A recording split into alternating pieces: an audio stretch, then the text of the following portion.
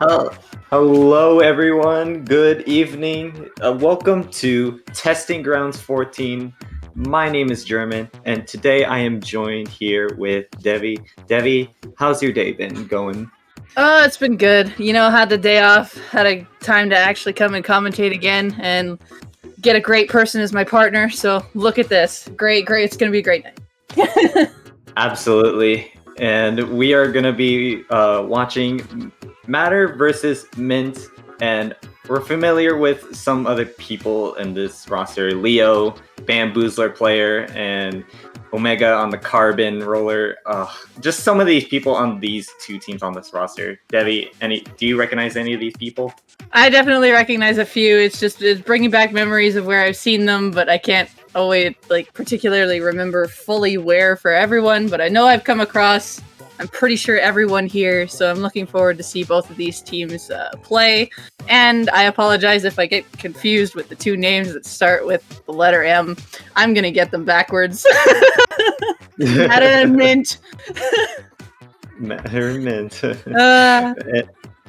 Anyways, but we are gonna start on our first game, game one on Clamblitz on Piranha Pit. I don't know what to really expect for much of it, so I'm expecting a Bamboozler from Leo, and Barry. I can for sure he does play the junior if I'm correct on that, but if it's the right Barry, but I'm confused. But yeah, I definitely want to see Leo on the Bamboo. But here we go. We're gonna find out in a few seconds. We're gonna get started on game one here, and we do see a Bamboozler from Leo, and an interesting comp from the side of Mint here, which we got CDS, K-Shot, Zap, and Rapid. I would say K-Rapid would be a good pick. That's such a wide open map. It really is. It covers the higher areas, it covers around the corners, and it adds poke for the frontliners to just move in. Mint has really got an offensive comp going with them, but two are already going down as Mint is just trying to see if they can turn those. They got a wipe on the other side. It started not in their favor, but it just turned right around as they're going in to make this first push and getting that clam in. Just a really good start from Mint here. Like, they're not playing around. They're already getting it to a remaining of 46. They have so many clams already thrown in, and there's two members down, but they're still gonna keep going. Already remaining of 35. Now it's only left the K-Shot, but then has to jump back, so that's gonna stop the push from Mint. Oh my gosh, what a good start. Like I said, Mint has got a very offensive comp that will work in their favor when they explode, and that is what happened. But we see Matr, they've got two power clams at the ready with bubbles and inkjet pop. I think they're going to move right in here freely and get that score in. Yep, and they're gonna start with their push, and now they got a power climb just sitting there. But then one member goes down, and it's just only the squeezer left, so that's stopping the push. What a great defense by Mint. So I think for how they are playing with Mint's comp here, they're like I said, you said before, Devi, they are playing it really aggressively against Matr right now. But Matr flipping right around. This is going to be a very back and forth game as each comp can counter each other. Because we saw the last push, the bubbles and the inkjet came down, and they just had a free one score, and then but one did go down on the sidelines. It looks like Matr is trying to do that again as they're just painting up. They do have majority control. The inkjet's out, but the bamboo does go down in return. Absolutely. I like how Matr's position really is. They got the map control going on, and this is they got two specials, so they could really start up a push here and now. So they're ready to get, but they do take out Barry, so they're just gonna start with the push, and now the squeezer uses the bubbles, but it's gonna prevent to do something. But the power just now jumps, and now they're gonna open up the climb. But two members do go down, now three, so it's just only Leo left. So really great defense by Mint here. They're not keeping Matr just with another great push that Mint did. So really great defense by Mint. Biggest thing there is that we saw the bubbles go out, one in. I think they were trying to suspect to get like both of those jumps in, but they only got one, which led them to opening the basket, but getting really nothing out of it. So now Mint is just able to come take control back, and it's their turn to see how they're gonna make their offensive push here. Absolutely, yeah. They got like 2 power claims, so they could start pushing with this if they can. Right now they don't have any special to push with, but 1 member 2 go down, but like it's just now a 3v3, but there's a lot of team fighting going on. The team fight just happened. It's just the K-shot left alive, so now we got Matr here getting back onto the track here, but the Squeezer just really throwing the basket in and just not getting enough push. So the coordination there, I think how Matr was doing, they got the triple, but I just don't think they Matr was following up on the push there. But yeah, the one just went and pushed right in. It was a great opportunity to go into, just no follow-up was there, and again it is back in Mint's control. Yeah, and we not have a penalty if Mint can able to knock this one out, which Matr has 3 members down, so just the T-Tech is able to respond. But the deny! That was a perfect shot at the best timing, just to stall the basket. It just like so it was able to close. They didn't get that other clam in. Wow, great shot by the Bamboo.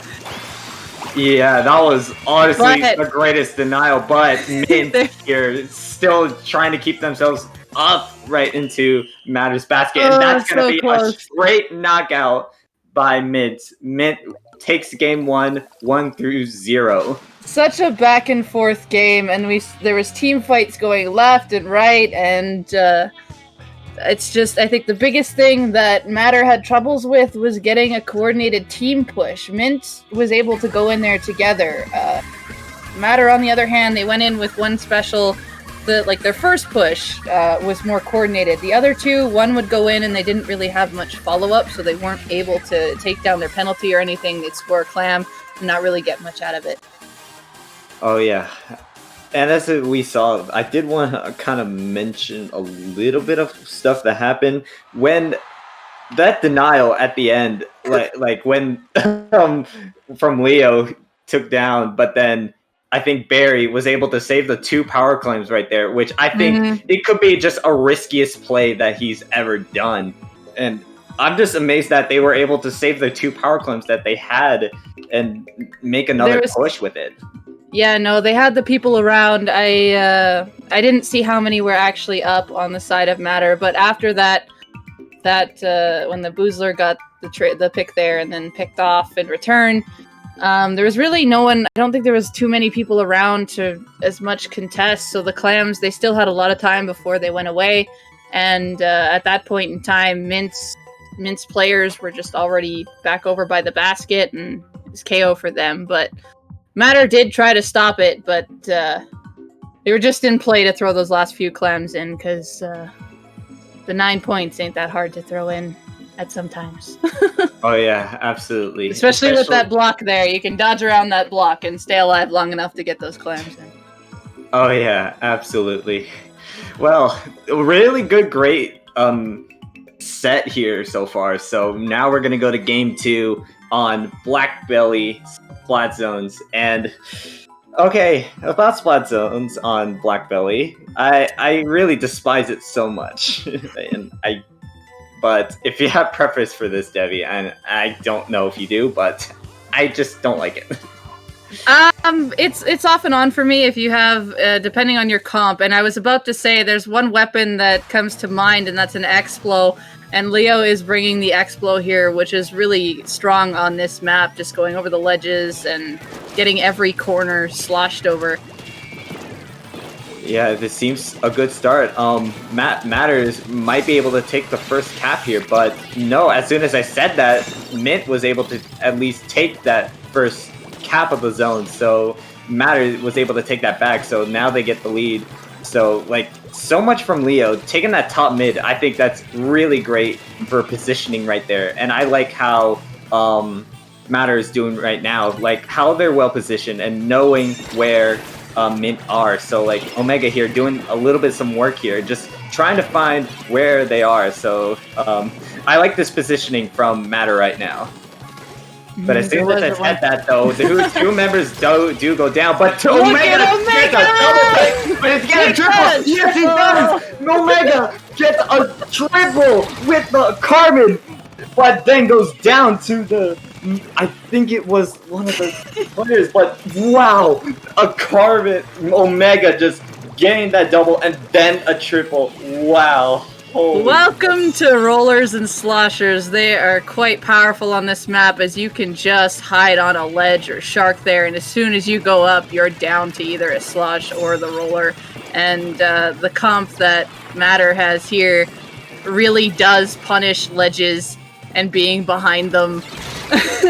Absolutely. Like, Mint's having a little bit of trouble, so, like, Matter might be able to try to knock this game out. Like, I think just didn't really well coordinated that they have as their comp they're using. It's not over yet! But it's not over, though. It's not over yet! Two members go down as soon as I said that, but Mint has 3 members down, so it's just Barry left alive. So, like, there's just, like, back and forth, Debbie. Like, so much of back and forth here. Like, Barry was able to stay alive. Time to breathe. This pick is key.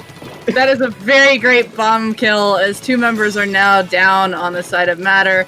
Mint here trying to take control as Barry's on top throwing bombs. They do see where at least 3 of the members of Matter are, as they're hiding behind their suicide and up on the top area there. They're just looking to gain the control, throwing the bombs. They've got 2 specials to work with, along with Matter's got 2 specials as well, and it looks like they popped both of those specials to try to stop Double here. Oh man, that double 9, yeah, like double 9, just kind of just like, just shark it and just like waiting for the right time, but that just didn't work out for it. But, but now it could be a turnaround. Like we don't know. It could be a big turnaround. I think doubles play there and staying alive long enough really allowed the other members of Mint to move in, and they were able to pincer their shots on some of the members, but. They're fighting for control right now, and this is a nice flank by the Mini.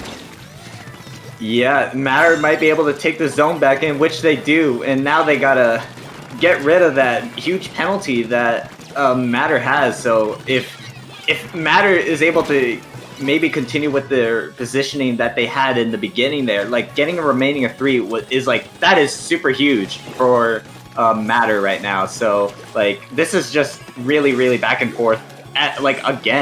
Just back and forth with these 2 teams. It's not over till it's over, and both comps have the potential to take anything back. We saw that lockout, we saw Double make that great stall, and now it looks like Mint has finally regained control as we see this battle with the Mini. The Mini has armor, but is going to get tag teamed, and they do end up getting that trade.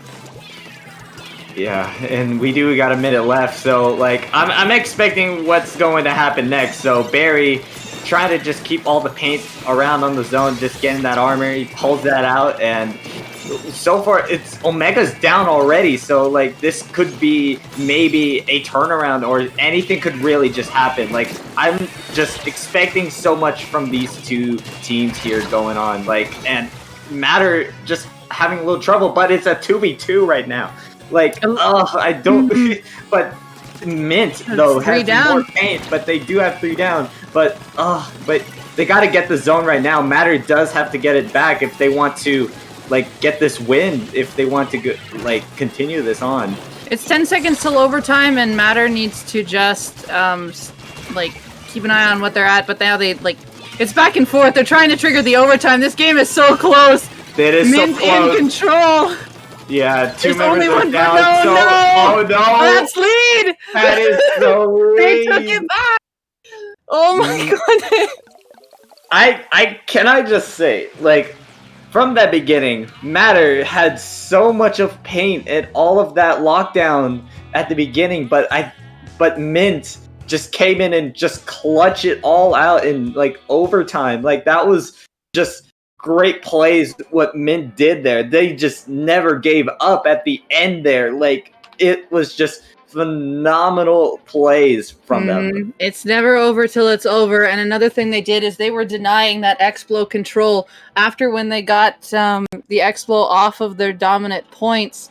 They were able to move in, and Omega also looked like that they were struggling towards the middle as well, as they kept getting punished by 3 other members. And just Mint was just able to just move in and get one at a time. You'd see it would go to like 2v1s or 3v1s. They gave Matr a hard time, and towards the end there, Matr really needed to come together as one team so that they could fight off what Mint was throwing at them. Yeah, absolutely.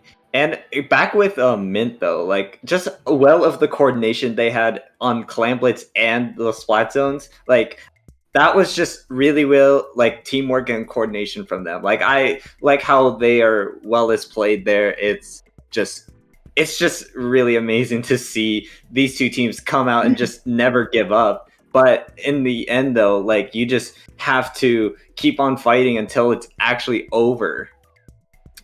That is exactly what happened, but we're not done with this set yet. We are going into the third game, as it is play all 3. We're going to Rainmaker New Albacore, German. Oh boy, Rainmaker on Albacore.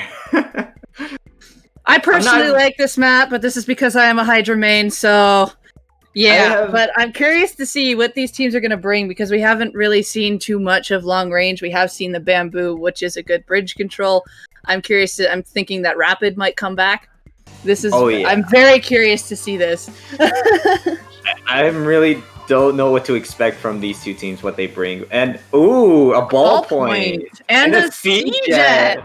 Okay. And we do see Ignite though from Mint bringing back the K-Rapid, and this is probably going to work out for them if they're able to really get well coordinated. So I think this will be a really great start. But one member does go down from Matr. So, and I believe Mint does get the first pop, and now they grab the Rainmaker. So this is going to be maybe a good start of a push here if they maybe do that. Now we see Ignite here trying to take it to the left, but here's a CDS trying to just stall, but does go down. But yeah, the CDS does go down by the K-Rapid. So it's just, oh my god. Like, I'm expecting to see CDSs. I wish I didn't point that out, but now we're seeing CDSs for both sides. So I'm not really expecting so much of Albacore as much. So as well as you do, Debbie, I don't know much. CDS is definitely strong on this map. It is one of the counters when they can get across bridge. But this Rapid here, I really enjoy this Rapid pick. It is very pokey. Oh, okay. And one for swim. We're in a swimming pool, guys. Like it is a swimming pool. Someone's gotta go swimming. Sakura just wants to go for a swim. Anywho, Mint with control. They pop the Ray, looking to see if they can get over this left side. They do see the ball point. The C-Jet goes down. CDS coming in. Barry's in trouble. Trying to flank. Oh, but the CDS does go down, and that was Leo. It is 2 for 2. The CDS and the C-Jet, the 2 left alive on Mint there, as they are looking to see if they can still hold that side control, but Matr's not going to give it to him so easily. Yeah, from both sides, Matr is not giving up. So 3 members do go down, so Rainmaker does reset. So this is probably Matr's time now to push, which they do grab the Rainmaker, and they're going to maybe take the left as well as Mint did. So I feel like for this one, as though I don't know much of Albacore on Rainmaker, I feel like this will be your opportunity of a push, like in this situation. But they did have the counter ray. They do have the counter ray. I was like, I wanted to point out that now as they speak too soon, they pulled out the ray, but they do take the lead. They just snuck up. Oh my god! But 2 members do go down though. Oh my wow! And what is happening? There's just so much back of chaos. The better explosions happen, but that was a really nice run decision by the Rainmaker there. They were able to just swim right through 2 members and get up to 54, but that can be taken over here, as looks like Mint's trying to look at the right side or see if they can go down street this time. They're taking a different approach to it, and I like this so that they don't do the same thing on both sides. We see a Booyah coming out, just delaying this push. A Ray coming out. Maybe they might be able to get a few picks. They do get the CDS down. Oh. Oh, okay. They are lost with this exchange. They're still holding the Rainmaker still. They're not giving up, but now they go down now. And that ends it right there for that push then. But Barry's still holding up at their own bridge, so like Mint's not giving up. So like they just want to kind of just be aggressive and just like, hey, we just want to knock this game out. Just let us win. Like win the set with a 3-0, but Matr is not gonna let that happen. If they're able to keep this one alive and give it if they win this game here. But as soon as I said that, but there's like 3 members down. There are 3 members down. It's gonna be a CDS fight here. CDS. Let's see who's gonna win. Who's the winner? But there is now an added member to this fight. But the Rainmaker's coming in from the side, and they do take the lead back by going through the street there, which is a really good option to go in as they had the advantage. So now with 45 seconds remaining, Matr needs to... Oh, that is unfortunate. Good pick by the CDS there. Stop. Oh, no! What was that? Okay. What was that? A teleport? Did he just teleport just right there? Am I not the only one that saw that? Or is any of the stream was able to see that on screen? Hello? If we saw it, they saw it, German. Like, hello? What was that? Like, that CDS went flying. Taking note of this now, there is only just about 10 seconds left, and Mint is in full control of where this Rainmaker is. This Booyah is going to come out and they got to swim, but I think it's going to be too late by the time they get there, or they're not going to get the pop. So yeah, Mint with the full control in the last 20 seconds, just securing this 3-0. Yeah, Matr did put up a good fight, especially on that Black Belly zones. Like, Leo with that Explosher just had so much of control, and then all the rest of them in Matr took so much of lockdown and getting it to remaining in 3. And I feel like that's something that Matr had in their good of like moments right there, but just wasn't able to keep it all like on a knockout there. It was just unfortunate, but like I said, like both of these teams really great players on both, and I'm just this is shocked a really good set to start off testing ground with. Really good set to start off with. Even though the score says 3-0, this was a back and forth games from both sides, and just one team was able to get the better push in the street there on the Albacore game. Otherwise, specials were coming out. Each team had a hard time trying to find a way to push, and just Mint was able to get better capitalization on when they had their advantage and just take it through the street for that lead that they had. Yeah, absolutely. And as for right now, guys, we are going to be taking a quick break here for now. Don't go anywhere, and we'll see you guys in the next round.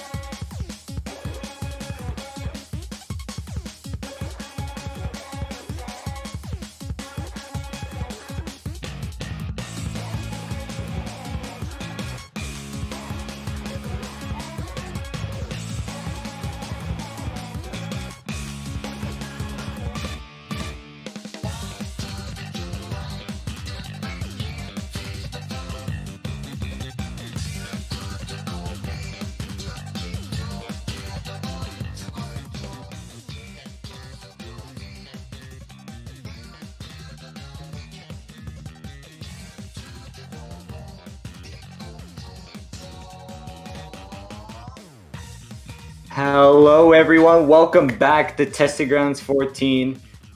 My name is German. I am joined here with Debbie once again, and we are going to be starting off with another probably good set here on round 2, Citrus versus Twice. And I am familiar with both teams, really great players, and I'm just excited to see who will take this set here. And Debbie, do you know anyone from these two rosters? What kind of a question is this, German? Of course I know people off these two rosters, and when they see this, they'll know, like, hi guys. Definitely have seen each other several times in the comp scene. Yep, I've definitely seen these players several times in brackets. Definitely not new to me, and it's nice to see them, and like to say the revive of Citrus. It's exciting to see Citrus back again, and this is going to be a good start. Now we're going to get our first tower control match of the day. So we're going on Sturgeon Shipyard on tower control. I feel so much of like lockdowns once you get to that that tower to the court. I feel like this is where one team can start locking down the other team. That is where the make or break plays happen. As a person on a team who's made several clutch plays on Tower Sturgeon, that is the make or break moment if you've got the right stuff. And this is one reason why I love Tower Shipyard, is like anything can happen. It can always go down and around, but if you got the specials in play, that checkpoint going into court is definitely a make or break moment. It can determine the entire game. Yeah, it's really gonna be huge for for whoever gets the side. And now I see one shot on the E leader. I'm not even surprised, but now I want to see one shot. Bucket already going here. Down. Ooh, yeah. So far, Citrus here taking over mid here. So we see the 52 just trying to maybe get a pick there, but then just goes under bridge. Lexi trying to find that 52 gal right there, and he does take down. I'm so bad at pronouncing names. So they found Cheetah. And now it's just the E leader left. So what is E leader gonna do now? They're gonna have to move back. If they're able to get one shot out of that, like I said, one shot, because his name is literally one shot. He's like one shot, one splat. Yeah, but the thing we got, Citrus was just in the base. He might have had to be careful. Like we see, I think the two front lines just both went down before the tower even got to the checkpoint. It almost looks like a little bit of an overextension before the objective got to its next place, as Twice was just able to shut that down, leaving 2 left. And now they are able to just reclaim control, and there are 3 specials ready on the side of Twice. They are ready to go. Yeah, they have to kind of get this going, but now they got a first push starting to get themselves up and ready to go. So from like the score right now, we see Citrus at remaining at 38, which kind of like getting super close to that last checkpoint, and I like that a huge push from Citrus at the beginning there. So this is now it's going to be a 2v2 now. That was a nice combo with the try and the ray. Yeah, like Lexi just really cracked on that tri-slosher, and then one shot just snipes the tri-slosher. Just one shot just says nope, try, you must not be alive, go back to your spawn, and then you'll go and do whatever. Look at this little running race under the bridge. Oh, what is it? I'm seeing that too. What is happening? What is just running around under. Bring your running shoes, guys. We're gonna have a race under the bridge. Let's go. I was like, I'm seeing there's one player from Citrus just like running there. I'm like, wait, why is he just going from like left and right? And I just noticed you just said that, and I'm just like, what just happened? But we do see Twice trying to get a push here. 2 members do go down from the side of Citrus, so Twice needs to really get this going. Picking down the shot on the side there. Twice just able to, again, regain control really quickly and go back with the tower. Citrus here is applying a lot of off angles onto Twice here, which is a big reason why they probably don't have lead yet. But I think Twice is able to actually take the lead here, which they do. Ooh. Citrus here now, good. They got the team wipe. So the biggest thing here now is Citrus will regain control, which they have been doing, but the front lines do need to be careful because they both have been shut down twice by going quite ahead of the objective and not keeping an eye on what's happening around it. So I'm curious to see how Citrus is going to take this push. Oh yeah, and I feel the Tetras, aka Dually Kong, will have to do all the work. But as soon as I said that, but then goes shot to the face on the using that splashdown. One shot just denying that. It's so and that's close, gonna be a full wipe. So far. Just a full wipe. Really, I just like wow. One like Dually Kong with the Tetras, which hey is Dually Kong by the way, and we got a minute left. So if Citrus can start like how to like get rid of all the members from Twice here, which speaking of which they do, but it's just only Kakarot now, so on the slosher, so he has to go back. So this could be really another great play here, or we're gonna probably see Twice just really playing it really defensively, and Pulp here trying to focus that E-leader and does snipe one shot. This is really good. Citrus here, they have the lead. I think I missed them taking it back earlier. But they have the lead. They've got 4 specials. There's 15 seconds left. As I like to say, this is where you have to be the Great Wall of Sturgeon. You do not want them to get past mid. They cannot push this tower. You can just shut them down by stopping all of the entryways. Oh, that cancel! That was a huge cancel. And then here comes the Ray from Pulp, the GG Ray. So that's gonna stop them. That push from Twice. You just become that wall. I definitely did miss Citrus coming back with lead there, but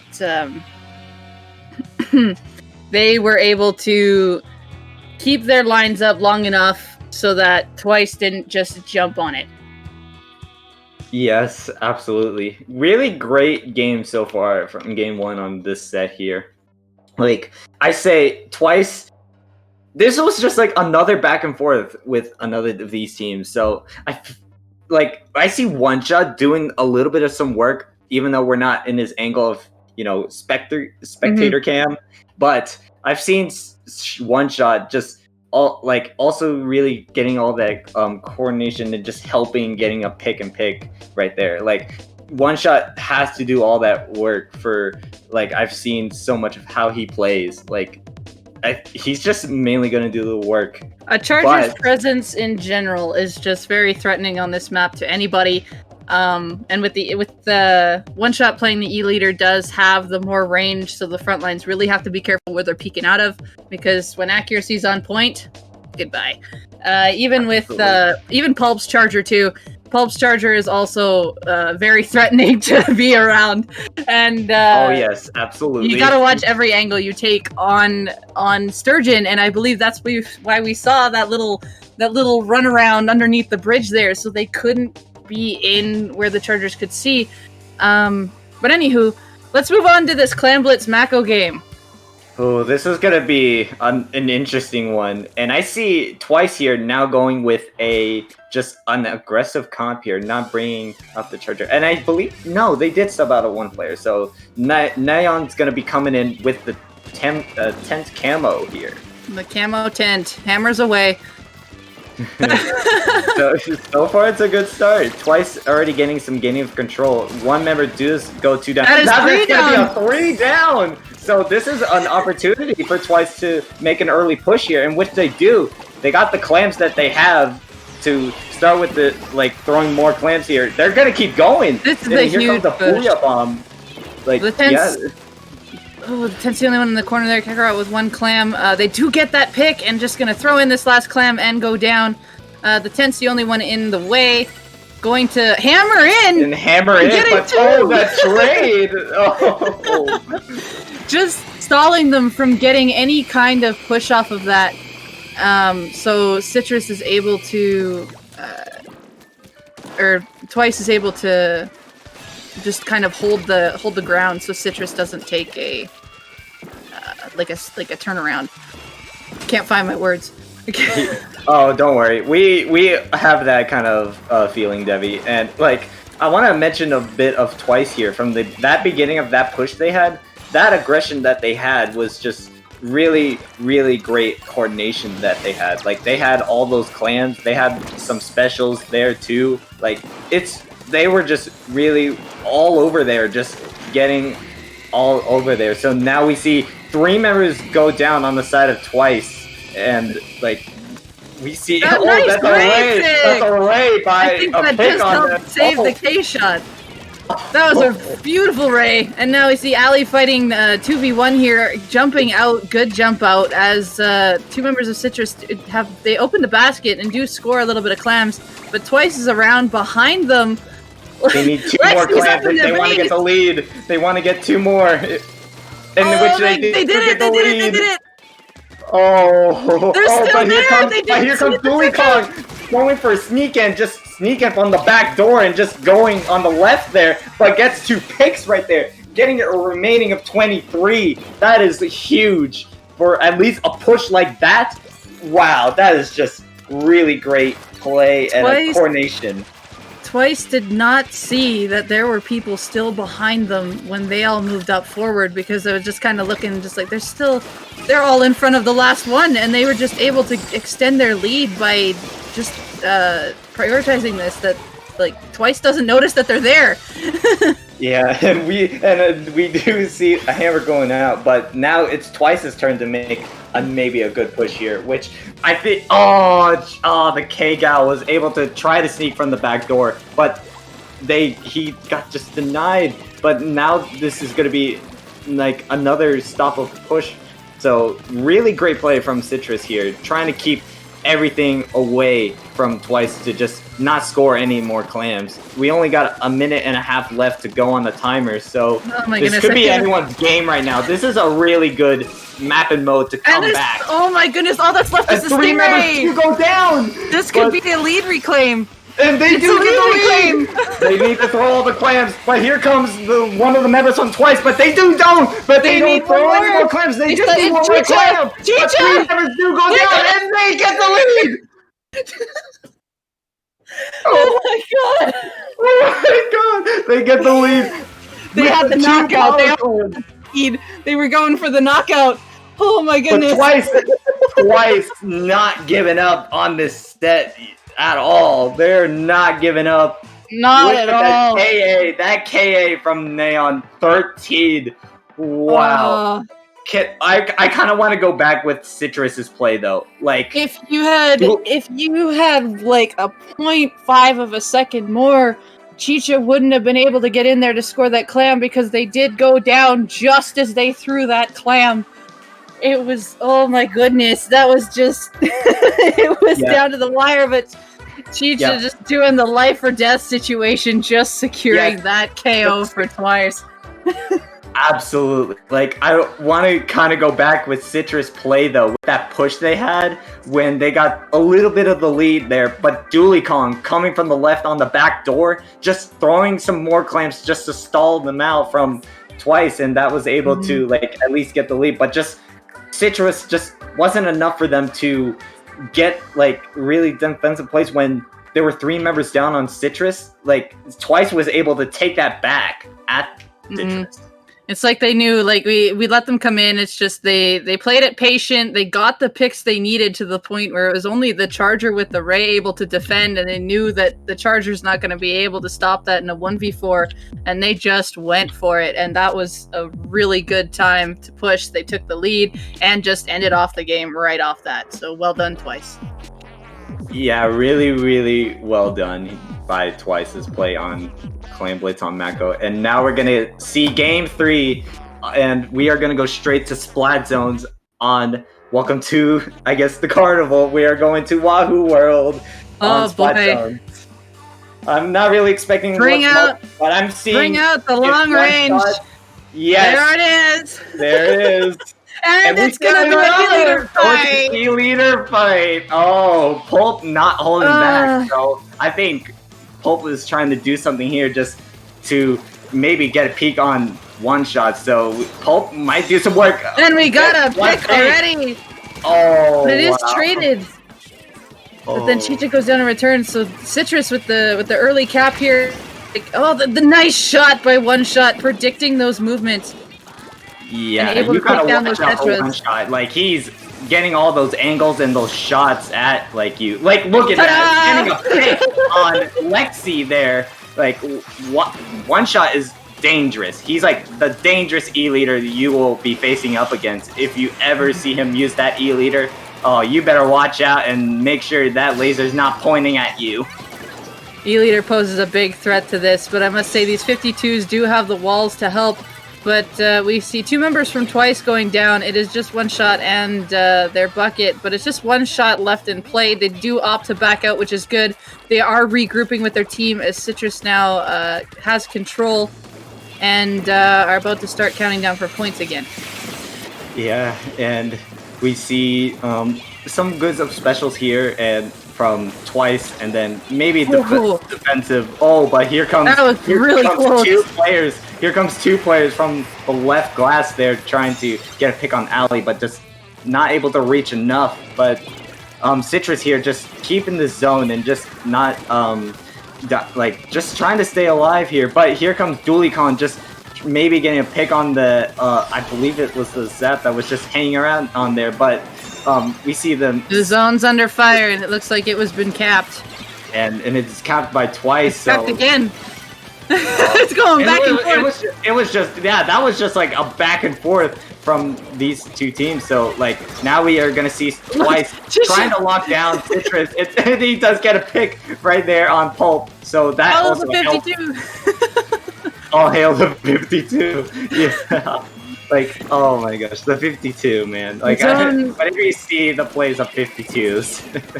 That was a really good time to move in by Chicha there, just catching the two off guard on the steps. And here comes two Booyah Bombs on the zone. Booyah Bombs. Oh, that's three members down on Twice, though. Oh, just they a pulled little it back bit, once. just a little bit for at least Twice. It wanted to get a lead there, but here comes Citrus, though, trying to just sneak in and just get recapping the zone. Now we see Pulp on mid here, just trying to find where One Shot is.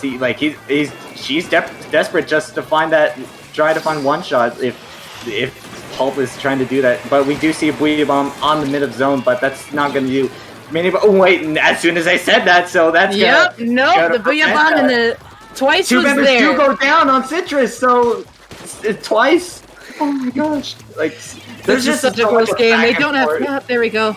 They got cap. Twice is playing this really rolling around. They're playing patient. They're getting these caps. They're coming in as a squad. Two do go down though, as Citrus is coming back in. But Twice now needs to regroup once again. We've seen them do it twice, and maybe we'll see it a third time. Oh my gosh! All from Twice, so that they're really trying to do all the best they can. They got two specials, so they're gonna have to really start making this push here. So now we see Citrus trying to at least get that penalty away, but two members do go down on the side of Twice. Twice is having a little bit trouble here. They're struggling now.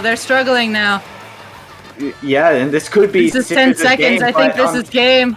If Twice is able to try to do something, but two members do go down, but it's not. But it's over. It is over.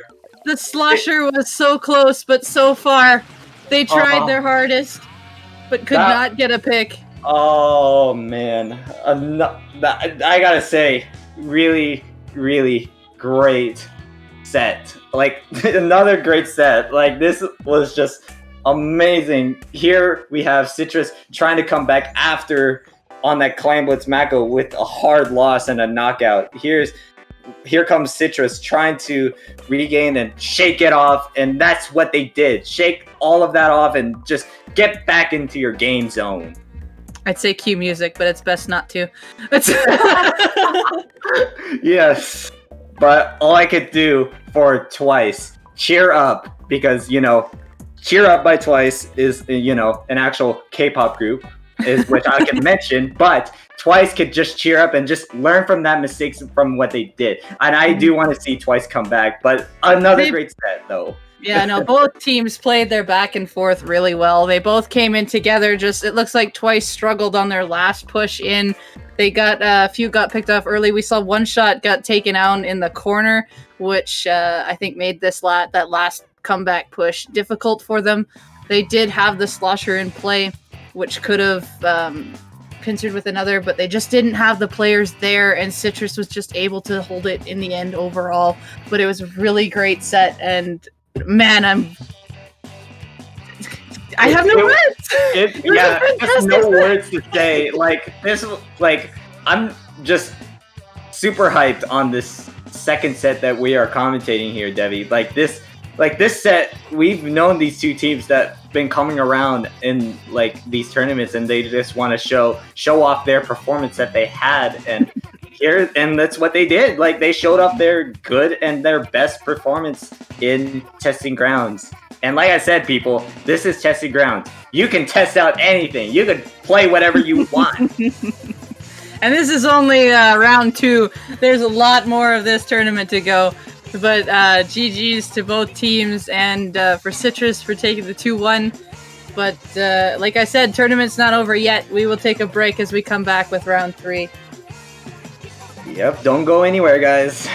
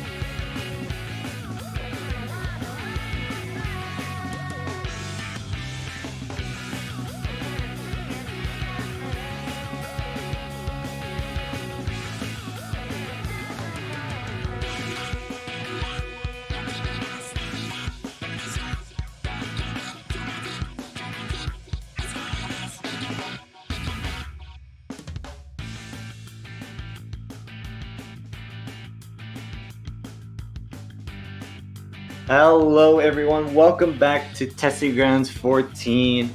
And we are going to start up with round 3. We're going to watch Azure versus Space Race. And we're familiar with Azure of how they're on as a top team in NA. And aside of Space Race, though, I only know 2 people on that roster, which Toon, a good support player, and Zap most likely, etc. But yeah, Toon's a good Zap player in one of these tops, and yeah, I'm excited to see both of these teams come out and face against each other. Very familiar names, and I'm sure people who are watching should also recognize them. If you don't and are new, here you go. You're going to see some good competition. Absolutely here. And we're going to start up with I would say a good Rainmaker map on Muscle Forge Fitness. This could be like, if you're playing a sploosh, which I don't know if any of these players do, but I would love to see a sploosh on Rainmaker Muscle Forge. There's so many interesting things you can do here, and like a biggest thing is can you get advantage to push around the right hand side, because it's quite difficult to push on this map. You really got to make sure you have the advantages before you go, and if you get a really good one, you might be able to take that left rail. But yeah, that is like a situation where a team is fully wiped, you're able to take that rail right there, and that's just I've seen it happen. I've seen people clutch that rail before, and it's been insane. It really is. And now we're gonna get started on round 3 on game 1 here. Let's look at the comps here, and we see a blobber using another blobber. I love this. Wow. Okay, this is a good start here. The comps here, and I'm taking a look here, but here comes Space Race taking that first pop. Wow, both sides using blob, but I think Fusion's using the vanilla, and then you see, I don't know who's the other player on Azure, has the deco. Wow, not expecting, I'm not that surprised, but back and forth picks. Back and forth there. So, Space Race taking it first. Yeah, they're gonna maybe start with a good push, but Pika does go down, so if Toon that's probably Storm, was able to just try to get over there, but just unfortunate, I'm maybe gonna go back. No, I guess I'll go dive to those missiles. However, that push was nice. It really was, but just wasn't enough for Space Race to at least with a push. Haha, funny number. They get a remaining of 69. Now he gets it. Anywho, we see Space Race with the Rainmaker again. They have 4 people. 2 down on the side of Azure. This could be an opportunity, but missiles are on the Rainmaker. It does go down, and 3 end up going down here. It's just the Dynamo left. Yeah. Good stop from Azure, though. They're really keeping it well. Watch where they're gonna push it, the Rainmaker. So I like how Azure is doing right now, but they're trying to regain mid here. Now the Rainmaker resets, so we'll just have to see. Nice click by the Dynamo. Max. Yeah, Dynamo getting max there. Wow. Okay, I gotta say, another grid of a start here. Now we see Space Race picking up that Rainmaker with a push right there, so they're gonna maybe try to take it right once again, which that's like the only way you could go in that situation. I believe the try was nearby. They did finally take down that try. Booyah Bomb's coming out. This is a great opportunity here, but it goes down to a 2v2. It's a 2v2, so they get a remaining of 42 now, so now the Dynamo has to be forced back, so another stop by Azure, not giving up. So this is like, from this kind of level of Splatoon, like you're seeing some really good gameplays from these both teams. They're both really trying to get control here, as Azure has the Rainmaker right now. The blob from Space Race, they're trying to get control, does get this pick on the bamboo, and gets another, that is a white on Azure. Space Race, there's only 2 people alive, so they can't really rush here, but they can definitely take control and start adding pressure that they need to make another push. The Dynamo goes down in the left corner there, as we saw the blob come down, but nice pick by the Nautilus here. And Bamboo does see them, so this is going to be Bamboo watch. But Azure picks up the Rainmaker, and they're going! And then Toon goes down, so they're going to maybe start a push, but then the Dynamo just flicks. The Dynamo just denying Azure just to keep on moving that Rainmaker forward. But I saw not a good perspective there, but I saw the Nautilus trying to go maybe with a flank, but then get stopped by Azure there. So I'm expecting what to see, but they do pick up Rainmaker once again. But Max does go down, trying to at least get a pick on Space Race, but didn't get any of them. The Blob and the Dynamo were able to really work together there and use both their the flick and the poke from the Blobs to take Max down, so neither of them were gonna die. And both Blob and Dynamo combo here is actually, it's such, like you said, it's a very denying weapon, and with both of them, you're denying so many entryways, adding so much pressure. Like, one flick from the Dynamo in these areas and you're in trouble. Look at how much it can cover. It can cover that entire area. Yeah, absolutely. Azure, Storm in trouble. But Storm is gonna get knocked out, but Pika does go down, which they were holding the Rainmaker. They had that opportunity, but I didn't know what took them out. But Azure is still trying to keep this alive. But here comes the Dynamo once again, just denying them from not letting them get this Rainmaker pushed up forward. So the Dynamo just doing some work of great defense here, just denying Azure. There's 20 seconds left, and this will come out. Yeah, it's gonna go down. The Rainmaker is reset, and that's the white. But the Rainmaker reset. Trying to push up forward and preventing a bomb rush was also pulled. But here goes. They get the lead, and that's gonna be just on the last bit of 10 seconds. Oh no! Azure coming in clutch with that huge push. And I want to point out with Max and Toast, you see how they were paired up. Max was just up there, and then you saw Toast pulling out that bomb rush against Throne at Space Race, and then that was able for Azure to get that Rainmaker all the way to get that lead there on the last of seconds there. That was just really well coordination and plays there. Space Race going with the 2 down to the wipe. They did not need that at all in the last 20 seconds there. And Azure they had specials to move with it. Even though the Rainmaker got reset, it didn't matter. They just painted up, and all they have to do is just swim up with that path, because they kept picking off Space Race as they came in. Just Space Race had nothing to do with that push. Yeah, and I think what also prevent for Azure, because I think they did want to take out their Dynamo after so much of denies that they had trouble with that Dynamo that they had. Space Race from that Dynamo just doing all that work, but it just wasn't enough. Azure just coming in with that clutch there at the end of that last bit of 10 seconds there, and that was just really great, of a lead, getting that huge lead there. But now we're moving on to game 2, and this one's an interesting one. We're going to tower control Schellendorf. Oh boy. Yep. I don't know what to expect on this matchup, but if I'm expecting Pika bringing out probably the Kaleidoscope or Charger, so which we did see. Wait, was it Pika? No, they played Blob. It was probably Shy actually that played the Bamboo. So yeah, it was Shy. I don't know what to expect though. We'll just have to see what. German, you expect the unexpected. There, that's it. Basically, because you don't know what these players are gonna really pull out here for these maps and modes and whatever. Because once again though, this is testing grounds. You could literally play anything you want for a comp and test it out in this tournament. Anything new.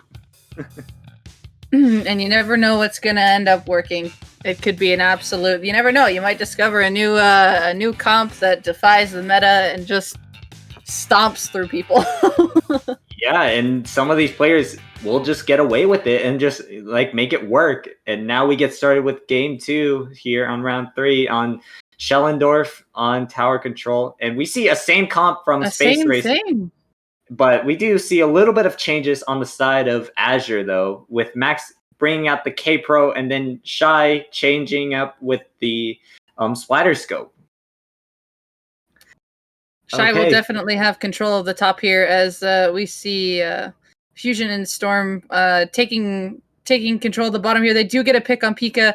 Really nice start for them, but one does get traded in return. Both blobs are down, but Space Race is going to quickly hop on the tower and move it over and hopefully get this checkpoint. But I believe the Dynamo just got sniped. I didn't really get a good angle to see that, but here comes that is a wipe. Azure. That's a full wipe. Azure trying to just get from picks and from back and forth, which I didn't see good angle. Now here comes Toast here on the Inkjet, just preventing to get Space Race away with the objective there, and Toast not able to get a pick there, at least preventing Space Race to not get them up forward to that tower. But it's now going to be a 2v2 now. It's just the blob and this Dynamo's in prime position right now to stop this. They threw out the Booyah, they stalled the tower, they were able to get on top and just flicks away. And was able to just stop that push, but Pro is now nearby. Oh, that K-Pro. Oh, just the Dynamo just did not see that K-Pro coming just with those shots there. Like the K-Pro just denying that. Dynamo just like no, you're not denying anyone today. Two go down on the tower. The Space Race saw the charger up on top and tried lobbing at it, but their teammate coming on, it looked like they were in the middle of a switch, and they both went down to because of it. It seems though Azure still holding it pretty strong here though, so like they're trying to lock Space Race down, so like they're keeping them all locked down, but it's just only Shy just by himself. But oh man, really great. See a 1v1 followed in by the blob. June goes down. For a second, I thought there were bubbles that hit. Yeah, but it kind of looked like it. But Fusion did come out getting that in the end. Oh, this is the Nautilus. The Nautilus lived. Situation right there. But oh my gosh, this is a cluster in the corner. Yeah, literally. Like they're just like, hey, we're just kind of just being around here. Like we want to kind of pick fights on the corner here, but we see Nautilus and the Charger like getting a trade there. So I think that also helps Space Race preventing like Shy to not get picks on like on a laser though on the Space Race. So that's gonna be huge if they do take out the Charger and just maybe get a good solid lead. That's how they're gonna get it. So. And like I said, like the Charger is like going down like once again. I'd love to note these blobs at how they're being thrown by Pika here. They were landing towards the tower there, and they were really nice aimed blobs. Does go down to the jet though. Oh, that was honestly Pika was like from that angle right there. Pika was just trying to get that inkjet, but just not letting that happen from believe it was Toast. Did claim lead off of that push, and there's a minute 20 left. And Azure, can they do it again? Can they get the wipe in the last bit of time and take an overtime? 3 members down. 3 members down. It's just Toon left. Oh my goodness. Oh, so like, oh my gosh. From this lead that Space Race has, like they're gonna keep it like as in their favor. All the aggression that Space Race has is really working out for them. So it's now just a 3v3 now. It's a 3v3, but this Dynamo was in a good place to get that pick, but Shy right on its back, able to just get them and punish them for going out in the open there. I'm expecting to see... Shy's in trouble. Does get so that's 2 members down on Space Race. Okay. I was like, okay, I didn't know what that was, but like it was probably a sprinkler, or I don't know what that was. I think that was a sprinkler because it did hit something. It did hit something. So Shy trying to keep all eyes and open just to see where that Dynamo is. He's just trying to not let him get a pick and deny. They're really trying. Space Race has Azure's control. trying Oh, their best. They're getting it's the so second close. checkpoint. 2 members down. Triangle's Dead's just toast. Oh no! It was Another so great close. one.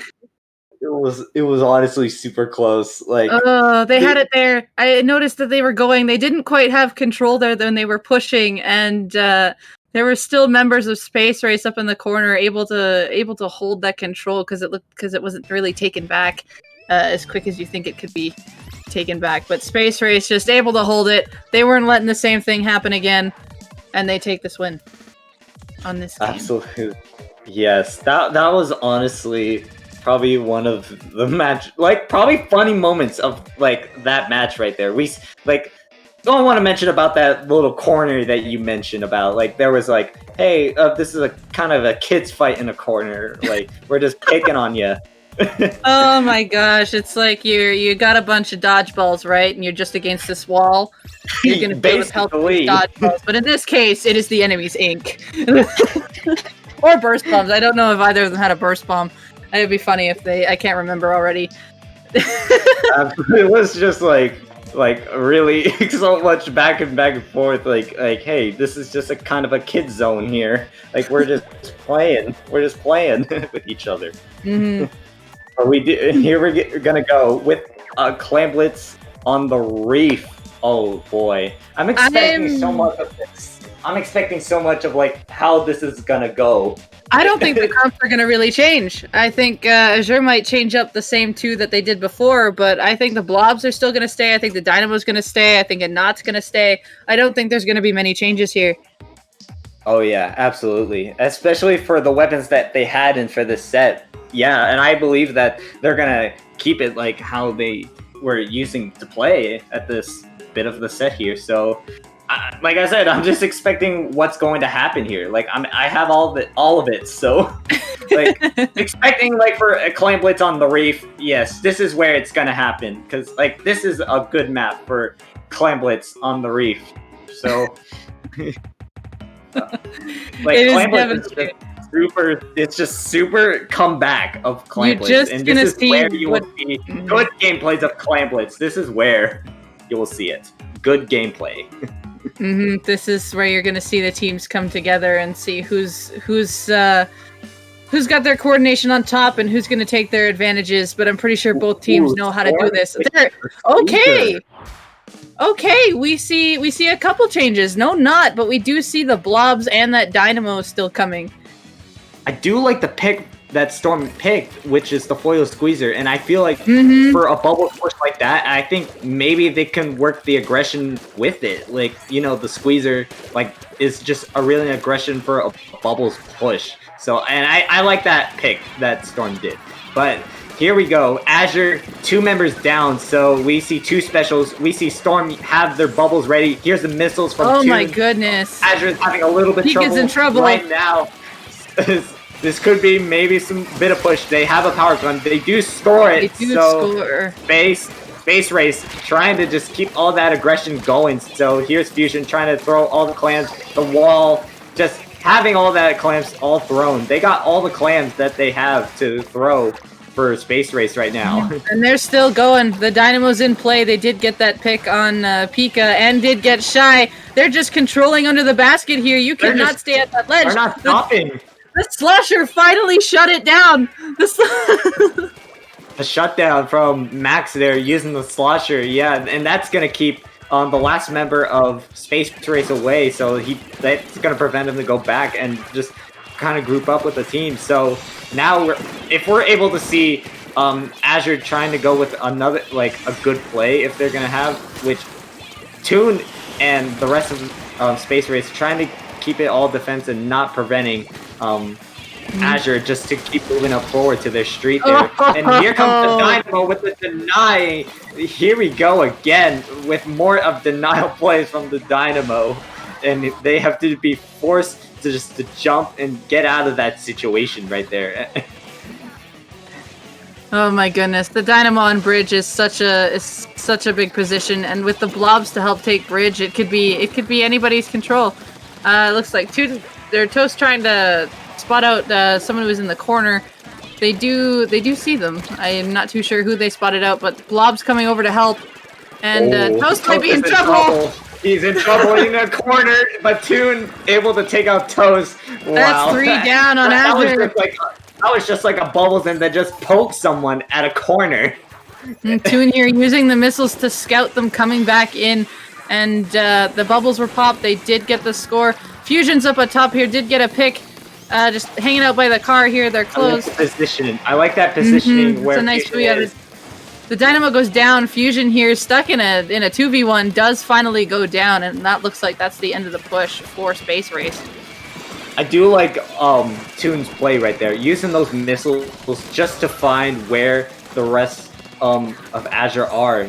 Like, that was just really good of coordination from Space Race. And now this could be Azure's turn to start push. One member does go down from the side of Space Race, and this could be maybe a push here. So like, this is a 3v3 now. So like, oh wait, I think they threw a power cut, but they missed. But here comes Pika trying to.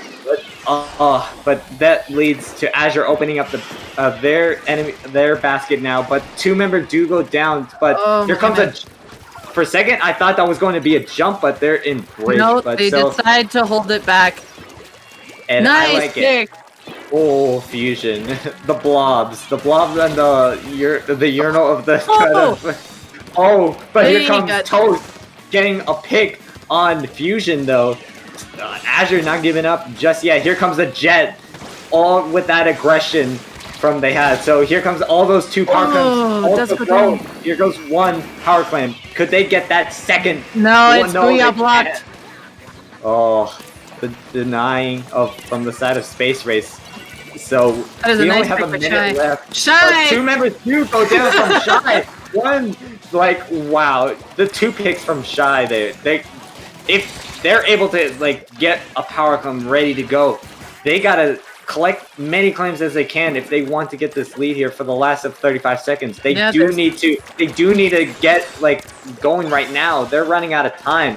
They do open up the basket. 1 member does go down, but 1 member go down from the Azure. 2 go down. So this could be just a denial. Oh my goodness! Is gonna be going to continue, but here comes gonna try to come. Wait, no, he's gonna. Oh no, Pika was trying to come from the back door, but here comes one of the members from Space Race trying to deny them. But really great defense from Space Race. We're about to go into overtime. Oh, and here comes overtime. And Space Race has bubbles and missiles. This could be another great play for Azure, or this could, or Space Race could just take this win. And here comes the jump. Basket. Yeah, they're gonna go for the jump, and they do open the basket, but that's gonna be 3 members down. They're gonna have to get the lead. They just need 3 more clams left. They need to so more. They need it. Oh my god! Oh my god! They get the lead from the last second. Whoa! An overtime, actually. Never. Excuse me. Oh my god! I gotta say, what a great play from Toast. Just standing at Space Race's basket and just waiting for them to jump with a power claim and then just open it up. And then here comes the rest of Azure members trying to throw all the claims they had. And that's just how they got the lead right there. Azure coming in with another clutch for this set here. Wow. Oh my gosh. Azure really cutting it down to the wire on these game-winning plays, and it's like, oh my goodness, but they're doing all the right stuff. It was so close. I was very afraid that Toast was going to pick off there before he was going to pick up those clams on the ramp there and be able to throw them in, but able to move around it and just continue. Oh my gosh, that was honestly like Devi for us coming back for commentating on IPL. Like, we've had so many great sets for like as my partner right here in IPL. Like, great sets from us commentating with 3 rounds. Oh my goodness.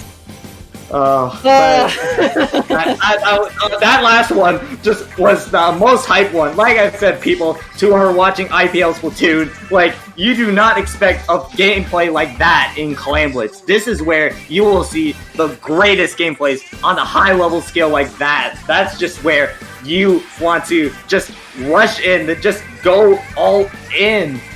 As I said on Black Belly Zones during I think it was the first set, it's not over until it's over, and that has happened all 3 of these games. All the 3 of the sets we've seen, none of these teams aren't giving up. They're just like gonna keep moving forward until that timer runs out, or we go straight to an overtime and then get a comeback with a lead there. That's just how it was for those 3 sets we had. It was just insane.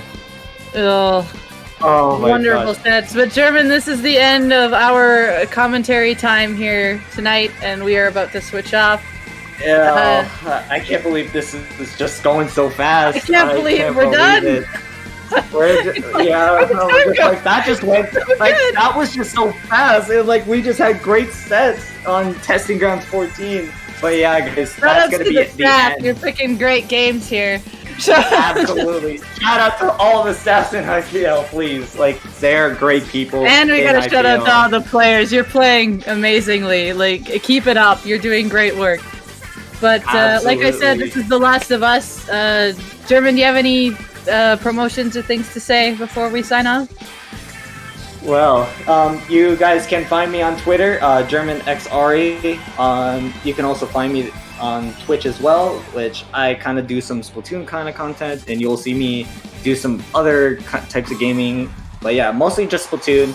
But if you're interested in that, you can come over to my social media on Twitter and Twitch. How about you, Debbie? Well, you can find me on Twitter, DebbieWBG, as you can see there. Twitch, I've got an underscore in between, so it's Debbie_WBG. You'll see me mostly doing a bunch of stuff with my team, the West Broadway Grillers, and of course all of the Hydra shenanigans, as I am known now as the Holy Hydra Mom. So yeah, that's where you will find me. But that is it from us as we go from break, and we bring you 2 new commentators to take on the next bit of this tournament here. Don't go away, guys. Yeah, see you all next time, people.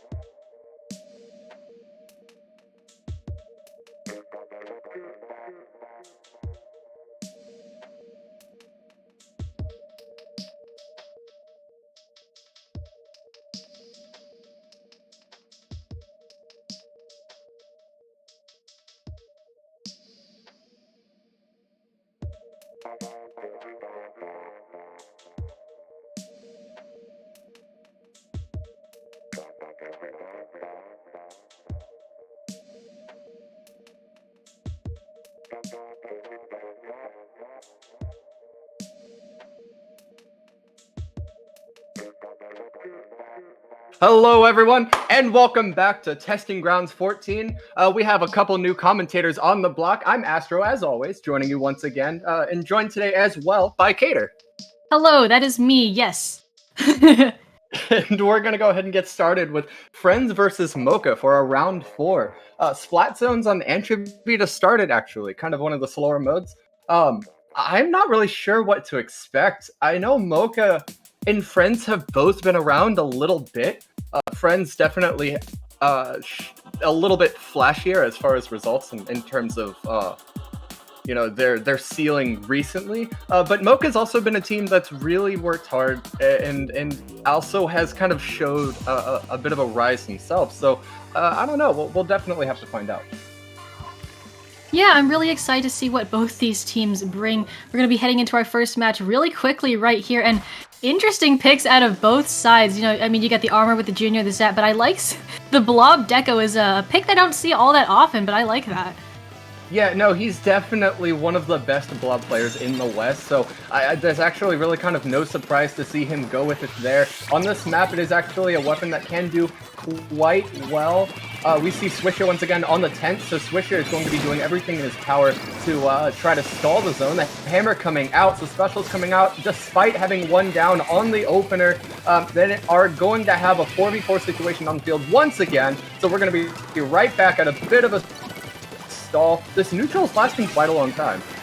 Yeah, both teams are honestly just fighting for control for mid, and really, neither team has a huge break. I mean, it only has been 45 seconds, but you see really even matchups here, as you know, both teams are trying to force 2v1s and team up on each other. But you know what, as I say that, that's actually a full wipe for Mocha, which is going to enable Legend to just completely, I read the wrong word. It's going to enable Friends to just completely paint that blue and push up so far here already. Yeah, absolutely. But Gunyu finds themselves in a little bit of a pickle. That's 2 down to the hammer, so the hammer is going to fall right into the zone. You get their team in. We'll see if they can get a third. They are now left in hot water. They have to back off just a little bit. They have the armor, so they're able to back off just enough, and they're going to retake zone as a team. Swisher coming in with the 10th, the 2 right there, pushing up into that blob. The left side is now the hot zone where you have to take those engagements. Ooh, a beautiful pick by Swisher on the 10th right there. That's going to buy quite a bit of time for the team. The bubbles coming out. They weren't able to cap the zone, but he is able to get yet another pick. Clean up. The bomb rush coming out in response, but it is going to be a little too late. They finally get a cap on the zone, like I said, and things are now back even. Oh yeah, Splat zones is always anybody's game. You know, 37 might look like a big push, but it can really quickly be overwritten, especially with a penalty as small as 14 on the side of Mocha. And honestly, that was just a really good showing out of both sides. Friends took, you know, the opportunity they had to push up really far, and then Mocha had that really nice hammer come out, the specials, and just did exactly what they needed to break out. So honestly, both teams are really showing their strengths here, but Friends has actually already pretty much broken through their penalty, and so they're going to be taking that timer down yet again, already past 30 now. Or yeah, not quite. Killer doing everything they can in that situation against the bubbles, raising the platform to try to separate the 10th player from the bubbles in the zone so they can't really use them. A really nice, smart play right there. The 10th coming out, they are almost going to get a cap here. Can they get it? The armor coming out on side blue, but they have 2 down. The bubbles coming out once again. They're not going to be able to fight this one out. Killer is going to go down, so that's going to be a 1-2 down situation on the side of Friends. And finally, Mocha can just sit in zone and start working, outside of pressure. And let's see what they can finally do here. Yeah, being able to finally get off of defense and get a little bit of offense going is going to be really nice for them, but actually, French just immediately just coming back in and capping that zone, taking it back for themselves. But we do see the armor coming out of Mocha here, and they do still have all members up with the blob being down on the side of Friends, so they will have an advantage here coming out, trying to get zone back for themselves. I mean, although we've seen wipes in 3 down situations, which we do see right now, 3 down on the side of Friends, really, both teams are so evenly matched that it's just been a treat to see them, just constantly clash right now. Yeah, Clash, indeed they are. It looks like Mocha's playing just a little bit slower, but this is also a very fast-paced team, right? So they're kind of buying space and inhabiting it and just kind of not allowing anybody to push through their wall. The tent being so good at slowing down the game. The bubble's coming out in response to that bomb rush, but it's just going to be to no avail. Once again, the blob and just the sheer amount of paint that it can put out is just doing absolute wonders for their team on this really small, sometimes kind of cramped map. 2 down, however, on the side of Friends, so Mocha can finally start working down that penalty. They might be able to get a lead out of this. You know, pushes happen super fast in this game, and that 1 down right there isn't going to help them, but Swisher gets 1 more. Make that 2. This might be the play that wins the match. Oh yeah, Swisher has just throughout this whole match been getting really nice picks with the 10, and that is going to be the lead for them. Although Legend on the Neo Splash here does get a double before getting taken out. Unfortunately, that double, will it be enough? And I was going to say it's not, but actually it is for Friends to take back that zone. 15 seconds left in the game. They're going to try and force overtime here with 1 down on the side of Mocha. They just could possibly, and we might just see an overtime struggle with these two teams. Overtime struggle, sure. We've got 3 seconds left to go. Friends now has the zone, so they have about 20 seconds or so to work with. That's plenty of time for 1 good push, so they're gonna wait. Oh no, but they're gonna go 1 down. As a result, they just bit a little bit more than they could actually chew. The baller coming out in zone to try to deny them that space, and they're gonna retake the lead. A beautiful comeback win for Friends in game 1. Oh my goodness, that was... Honestly, for game 1 of a set, that was such a back and forth close match and ending in an overtime win. Just honestly, both teams showing themselves very well here. I'm very impressed. Yeah, Mocha, honestly, that group of players, they've been established in the scene, but you haven't really heard a whole lot about them for quite a while. So it's really good to see them back and trying to make waves for themselves once again in bi-weekly such as this. You know, losing that first game, they may be down, but they're definitely not out. They have Rainmaker and Tower Control, you know, up next. And starting with Rainmaker on Snapper Canal, this is kind of a 3-sided map, but tents, especially in Rainmaker, are excellent at this map. They do amazing work straight down the middle, and they alone can kind of force a team to play down the 2 sides of the map, whether they want to and excel at it or not. So Friends might have to really try to play around that, and if they can't, it might just result in a W for Mocha to come right back in the set. Oh yeah, I mean, I was going to comment on that and you beat me to it. I've seen Tent play on Snapper just in general, and it's amazing what just cheesing through, like just kind of swimming through the tent shield can do for it to tank your damage. It's like a mobile splash wall. It's really useful. So and with the showing of skill that Swister's been displaying, even just in that first match, I'm really excited to see how that will work out in Rainmaker. Yeah, absolutely. Though, you know, I feel like Friends would excel quite well in past. You know, in that last set, they didn't really show too much speed, but in the past, speed is something that as a team or as a pickup, I guess you could say, beforehand, they really excelled at. You know, they were able to really bring the pace of the game up quite a bit. Playing against a tent is definitely bringing them a little bit out of their forte, but this is also a map that if they're able to play around the tent and just kind of leave it dry, you know, if you ignore the tent and you buy yourself 2 seconds, now you have 2 seconds to really make or break a situation. You can take that 4v3 because the tent's so slow that if you're able to speed up the pace of the game, the tent just can't keep up. You know, it's a very balanced weapon in that regard, and if you understand how it really works. So we'll have to see just how much Swisher is able to force the issue on the tent, but I really do also believe that's going to be the make or break in this match. Oh, definitely. And I mean, 2 seconds doesn't seem like a lot, but in this game, seconds are everything. Like, I've time and time again, you know, you've seen 1 point make or break a match, 1 clam, 1 tick of the timer. And so those 2 seconds, especially in Rainmaker, where games can be really fast and really high, you know, high scoring, especially if you get a wipe or a 3-down situation and just give over control to the other team, those 2 seconds can literally, you know, make or break the game. It's hard to overstate how much time is of the essence in Splatoon. Yeah, no, this is one of the fastest paced competitive games out there. This is a incredibly fast-paced shooter as well. The maps are so small. You move around the map so quickly. Objective moves very, very quickly. Especially in modes like Rainmaker. And even in the slower modes, right, where Clam Blitz, they're entirely momentum-based, or Splat Zones where you have a very stationary objective, or Tower Control, when you have to really sit through those checkpoints, and your speed as a team is entirely dictated by how quickly the tower itself can move. You know, that can be, create a lot of opportunities in and of itself, but we are playing in the fastest mode, period, right now for this next match. And, you know, if you are unfamiliar with Splatoon or how it works, you are about to feast your eyes on the fastest mode and what really makes the game as fast-paced as it is. So we'll definitely have to see what happens. Yeah, like you said, objective being player-controlled as opposed to, you know, dictated by the game itself really makes it fast, because you get to decide what path to take. Like you said, you have the path straight down the middle, but you also have those two side paths. So with, you know, with tower control, your path is predetermined by the game. You're forced to take a certain route with certain checkpoints, but with Rainmaker, you can decide to take it wherever you want. So having that sort of variety can also really bring out differences or similarities in teams. Like, you can see which way teams decide to push and whether it succeeds or whether it fails, and what factors go into that success or that failure, which is why I find Rainmaker, maybe not to play, but one of the most interesting and fun modes to commentate.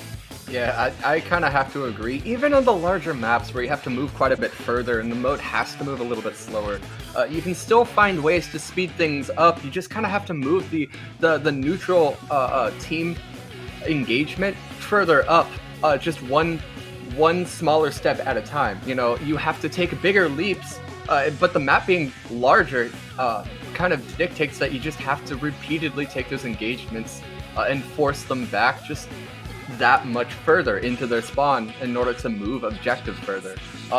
Rainmaker, of course, you do have to be careful in Rainmaker, because Rainmaker, of course, is that mode where if you just have one person just a little bit out of place, all of a sudden the Rainmaker just squeaks through the hole and forget that team engagement, it's gone. Oh, yeah.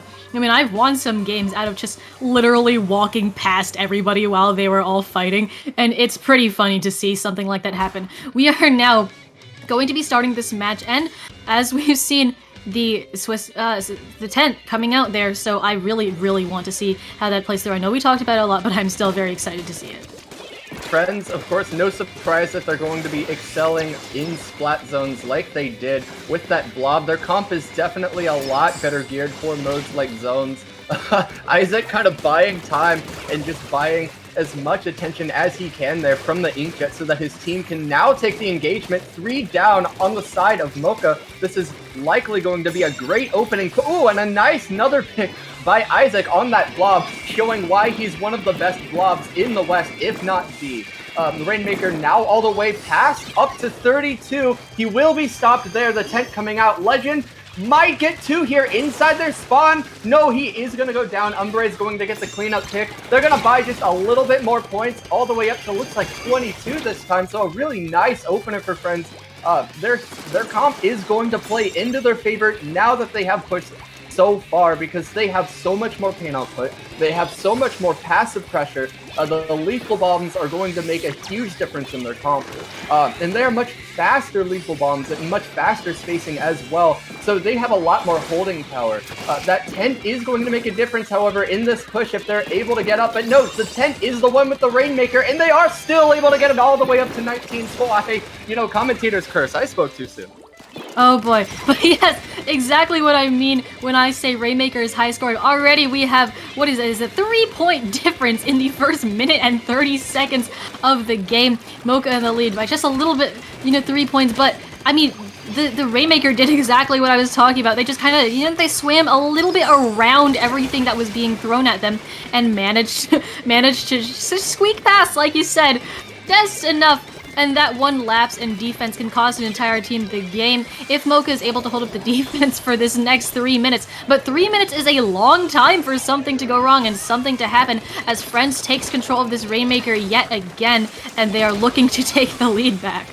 Yeah, absolutely. You know, the best defense is a great offense, and it looks like Friends knows it. They're able to take the lead right back, possibly to a KO. No, they are going to be stopped at 8, but that's still a 2v1 situation. Switcher has to make basically a miracle play out of this. He has to let them pop the Rainmaker now. He has no choice. No, his teammates are going to come back and pop it themselves. So it looks like Friends are going to back up and just wait for them to come back into this team engagement. Swisher trying to buy his team a little bit of space down the mid right there, but right by the Rainmaker, there's still a fight going on. Newt is going to grab it and try to do everything in his power to get it, but he's going to be to no avail. They're going to grab the Rainmaker, possibly KO it here. Umbre can't get the stop. Oh, they're going to be stopped just at 1.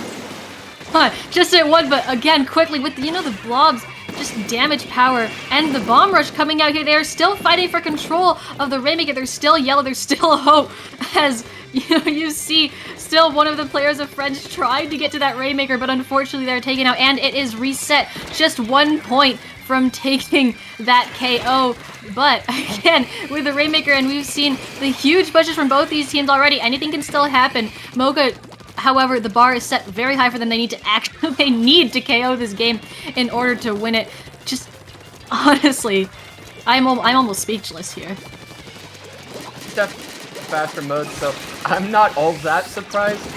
You saw there on that last push, they actually held the entire team engagement all the way in the spawn for an incredibly long time. So despite the mode, Friends are doing a really good job understanding and utilizing how their comp actually functions really, really well, because they know they just have more pain output, raw pain output. That blob has so much pressure, and it is utilizing that pressure to his team's advantage so well. Isaac really is the MVP of this match so far, regardless of objective. He even was able to hold Mocha into their spawn with that whole team engagement for such an extended period of time that it basically meant that they kind of had to force the way back in the mid just a little bit. They gave them absolutely no breathing room. That made an enormous difference leading up to this final team engagement here. We have a 4v4 still on the board. Sashi waiting with that inkjet. He might go down. No, he is going to get 2. That's going to be huge for the side of Mocha. They might be able to get a nice pincer, a nice push, but no, that blob is going to come down, shutting down that inkjet as a special, but there's still 2 specials on the board for the side of Mocha. So if they're patient and with a little bit of a miracle, they might be able to make something out of it. Yeah, we're going to see another overtime in the second game of the set, and already Mocha is unfortunately 2 down. You see the bomb rush coming out of the blob just to trap the Rainmaker and end overtime as swift. Just that's unfortunately, Mocha had hope there, and then it was just completely crushed. Yeah, the thing about when you put yourself in a cramped area, bomb rush is an area denial special. If there's that bomb rush there, you just cannot be there. And that bomb rush just came out right where the Rainmaker had to be, with a pincer coming in from the other side, and his teammate too far back, a bit underextended, so that he could get that Ray. He wasn't able to get the important pick with that Ray to be able to buy a little bit more time for that Rainmaker. So, it basically was just a very nicely executed team play right there. That's just how it's done. Yep, you love to see coordination like that coming out of teams. It's one of the really cool things about watching Splatoon. It's just how teams work together and play off of each other and work together to execute situations like that. Because, with 4 people on both teams, if you have one person down, that's already 3/4 of your painting power, your specials, your team gone. So to see just like the full force of a team come together like that to stop something is really cool. No, definitely. I would like to point out the Ray actually might have been the kicker that really lost their team that match in the end there. And I say that because when you move that quickly in a game, at that level, Stingray is a slow enough special where you have to be able to slow down the game with that Ray. It's much easier said than done, and it's far easier done in defensive situations than it is in offensive situations.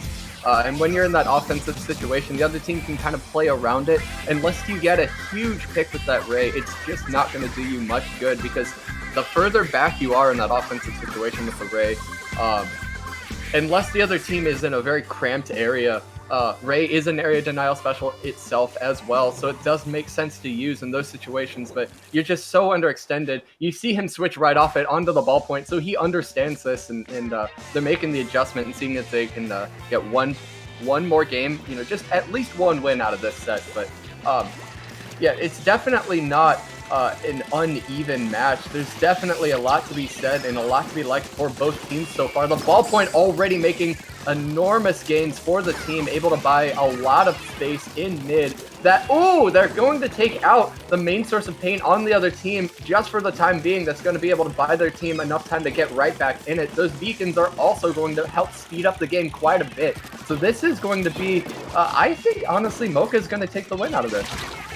Yeah, I do like the weapon swaps we're seeing come out here, though. We have swaps to the Carbon Deco as well as the Vanilla Glugas there. And with the paint that blob brings, both the Glugas, I can't talk, but with the paint that blob brings to their team, the Carbon and the Glugas can both just play off of that so well and do whatever they want. Because if Carbon has paint to swim around, it's going to just be sharking and popping out and getting picks and taking people by surprise, which is what it does best, and Blob gives it the paint and the tools to do that. Again, just pretty much what we've been seeing so far, a struggle over mid. Both teams trying to take bunkers or places of vantage to get the upper hand.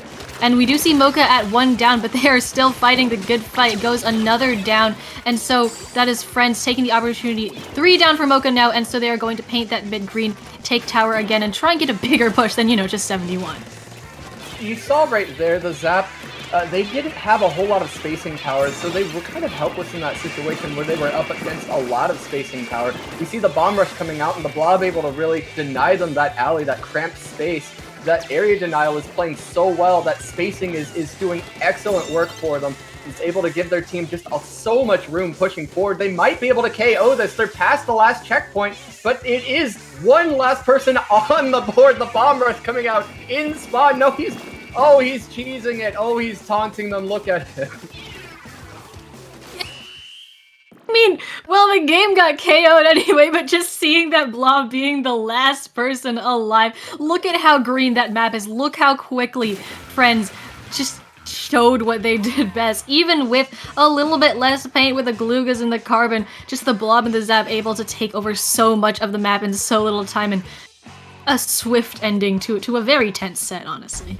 Yeah, no, you saw Killer on the Zap on the side of Friends, and that was a good choice for them, because they already have so much spacing that the raw killing power that you get on Zap, while still being able to churn out all those armors, definitely was a bonus for them. On the side of Mocha, I probably would have gone Junior in that sense, because they were lacking quite a bit on really good spacing to help enable some actual aggression on their side. They were going to be slowed down so immensely. It wasn't going to work in their favor.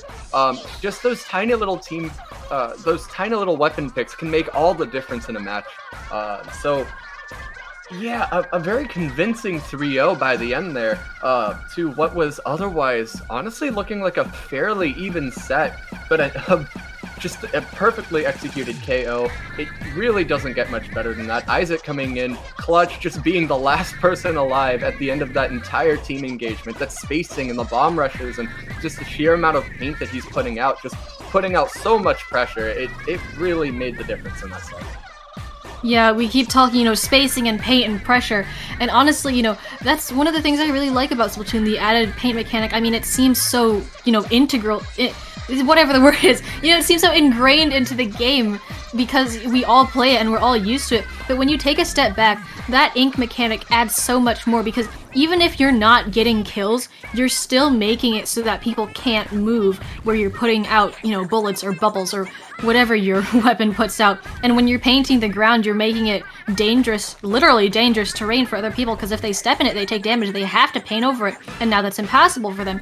And although ground trades it trades teams back and forth so quickly just because of weapons like Junior and Zap and Blob that can paint over it really quickly, even having area denial, even without getting picks, is just a really cool aspect of, what makes Splatoon Splatoon.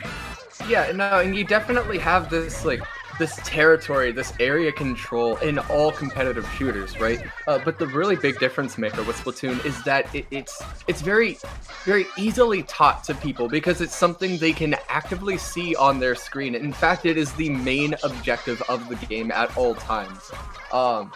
Aside from... Well, I take that back. In Splat Zones, you obviously have another objective. In the ranked modes, you always have another objective, but you can't achieve that objective without equally focusing on paint. Paint is integral to winning in this game. But also, putting that paint where it's actually needed is even more important. So having a far corner off to the side is good and all, but it's not near as good as actually painting where your team is going to be, the rest of your team. And so, in that sense, it kind of teaches team play as well, because it kind of teaches people where you need to maintain your territory, right? And it rewards you for painting quite a bit with more specials, and those specials are going to help you achieve objective and give you one-ups in team engagements and stuff like that. You can make plays out of using different types of specials, and that's what these teams have to do.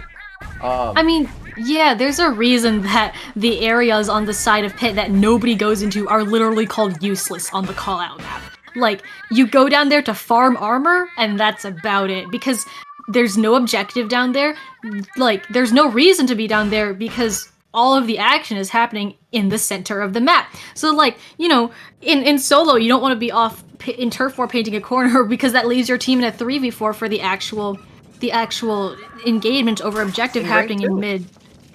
Yeah. But then again, Turf War is the main selling point of the game, and Turf War literally gives you a point counter in the upper right-hand corner of the screen where you can see how much turf you've inked over the course of the match. Yeah, no, absolutely. And I also really, really want to stress that, objective is the end-all be-all of this game. Picks are nice, but they do absolutely nothing for your team if they don't help further objective in some way. So you have to be smart with what picks you're actually getting and not just aimlessly go after a pick. You don't have to take an engagement if you know it's not the best decision for you to make at that time. And so if you're somebody who's just getting in this game or trying to improve at this game, one of the things that needs to be taught is decision making, essentially. That you don't need to take every single engagement. That you can drop one engagement and half a second later take it a much, much better one, and I'm not saying underextend, I'm not saying fall back, I'm saying just be smart. If somebody's forcing an engagement that you're going to lose, it's okay to just fall back, or fall to the side about 5-6 feet closer to your team, making that call out so your team has that awareness, and use your more active call-outs to each other, giving each other directions to make those plays out of those situations. It has to be bang, bang, bang, and you have to choose your engagements accordingly. Yeah, there's so much that goes into this game. There's so many little factors and nuance that's happening at any given moment. There's a reason that the Fluid Priorities Guide says in a game of Splatoon, everything is constantly going wrong. There's sometimes decisions will cost you the game, but often it's just really little decisions. Like you said, choosing to take an engagement or choosing to wait for backup, or realizing that you need to take that engagement in order to advance objective right now. It's all little things, and it sounds like a lot, but honestly, it just comes with time. These are all habits and little things that you process that come with time. You're not actively thinking about it at all times in the match, otherwise you'd get overwhelmed. It's just more of a looking around you, processing what's going on, and then to kind of decide, maybe I should paint for special, maybe I should go help out a teammate, maybe I should back off because I'm the last person alive. And having VC with your teammates just really helps that decision making. I know personally when I'm playing with my team, I'll ask them questions a lot. I'll be like, what's going on. Yeah, that being said, we see Nico and the Splats versus Baconator Fanclub. I'm already pegging Nico and the Splats. I'm pegging them with the win in this set. I'm gonna call it now. I don't know what y'all in chat are feeling, but like this is my prediction here, and I'm gonna stick with it. And if I'm wrong, I'm wrong. You know what? I've been wrong about much worse. So. I mean, I guess we shall have to see whether your prediction holds true. I don't know much about the players on either roster. I'm coming into this with no expectations. You seem to know them better than I do, so I will. I just will see whether that holds true or not. Alright, so the reason I say Nico and the Splats is going to be the team to watch here is because Nico is one of the players in the scene with the highest skill ceilings in the scene. He's shown immense potential. He's been really consistent, and he's made huge waves for himself over the past really just year and a half especially. He's kind of taken a step back, of course, but his raw talent and his understanding of the game definitely shows itself in a match. We see Baconator Fanclub with some really good potential themselves. These players are definitely no joke, despite the fact that one of them is actually named Joke. But these players are no joke themselves either. They've definitely shown moments of promise themselves, and they are going to take a fight to them, but I still think Nico's going to come out with the win here. Well, based on what you've said, should be very interesting to watch. For our first map here, we are going to be going into Clam Blitz on Inkblood Art Academy, if I am not mistaken, which I find pretty... like we've been saying, we were talking about area control before, pretty area control focused mode, not just because it's Clan Blitz, but because you have to pretty much have the entirety of Plat in your control in order to make a push, because if you try to push in without having that locked down, you might get a clam in, but then you're gonna get immediately forced out with no hope of follow-up. Yeah, it's definitely possible. Clan Blitz is one of those maps that the areas that you actually inhabit, they're very small, right? So a bomb rush can force the issue to a point where you are forced to then take the team engagement so much further back that the other team has now progressed to mid, or the team has now progressed way past mid. That being said, the ledges on this match also make an enormous difference in how it's played. In the slower modes, sometimes having an extreme long-range backline set up in mid can be kind of a gain, but that's also incredibly risky, right? Because of bombs or missiles or things that basically deny space or space people out to a different point, right? And that is going to keep the backline from actually getting set up in mid. That Charger coming out looks like that is actually going to be their plan, but the Junior coming out on the other side from Midnight is going to make that very difficult for the Charger, so we'll have to see exactly what they're able to do. A little bit of a slow entry from Nico in the splats. The Charger already doing their best, missing an important shot on the opener, however, so that's going to buy a little bit of space for Baconator Fanclub to take this engagement. That is 2 down, however. They are able to get 1 more out of it, but Cheese is going to have to back up and retake this engagement after getting his team right back into it. But they're going to have to push right over this ledge here, or around it, and that's going to be incredibly difficult. One of the things that is often taught, one of the little lessons is getting too close to a ledge oftentimes is the perfect way to die. If you're not ready to actually take an engagement, that's how you get yourself killed in the match instantly. Against good players, they know this, and they're always going to punish it. A nice inkjet is going to come out. This is going to buy them enough space to start pushing in, but they don't have all that many clams on their team. They only have 7 more right now, so they have to kind of divert resources, and unfortunately, that's going to leave the team in a 3v4, and Midnight's going to be the last one alive as a result because he was gathering clams, and they're only going to be able to push it up to 68 on this opening push.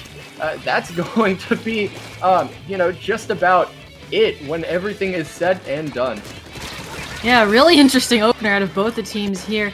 And, I mean, on your comment about ledges, you've got a Tri-Slosher on Nico and the Splats here, which is basically the perfect ledge abuser, ledge camper there, with the Slosher's ability that doesn't lose any damage on fall-off. So if you're standing on any of those ledges, and the Tri could just kind of walk up under you and kill you. So, gotta be aware of that at all times. But it does look like, I mean, the Tri's not going off and killing everybody, so it looks like the players are smart enough to realize that.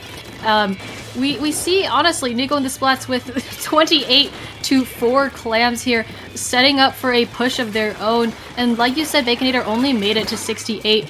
Despite having a big window there, they were unfortunately not able to follow up due to not having many clams. So still going into almost the second half of the game, it's still pretty low scoring. It's definitely low scoring at the moment.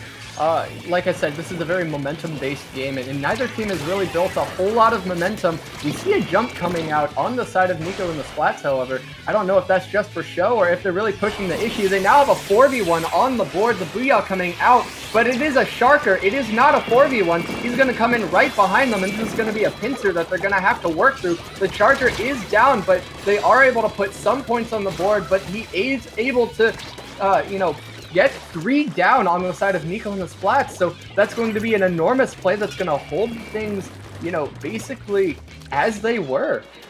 Yeah, momentary 3 down on both sides, actually. So many picks going out for both sides, but when you're in a defensive state, getting picks on the other team is always good, and in offense, you need those resources, those pick subs to keep going and keep the momentum, like you were saying, keep that going.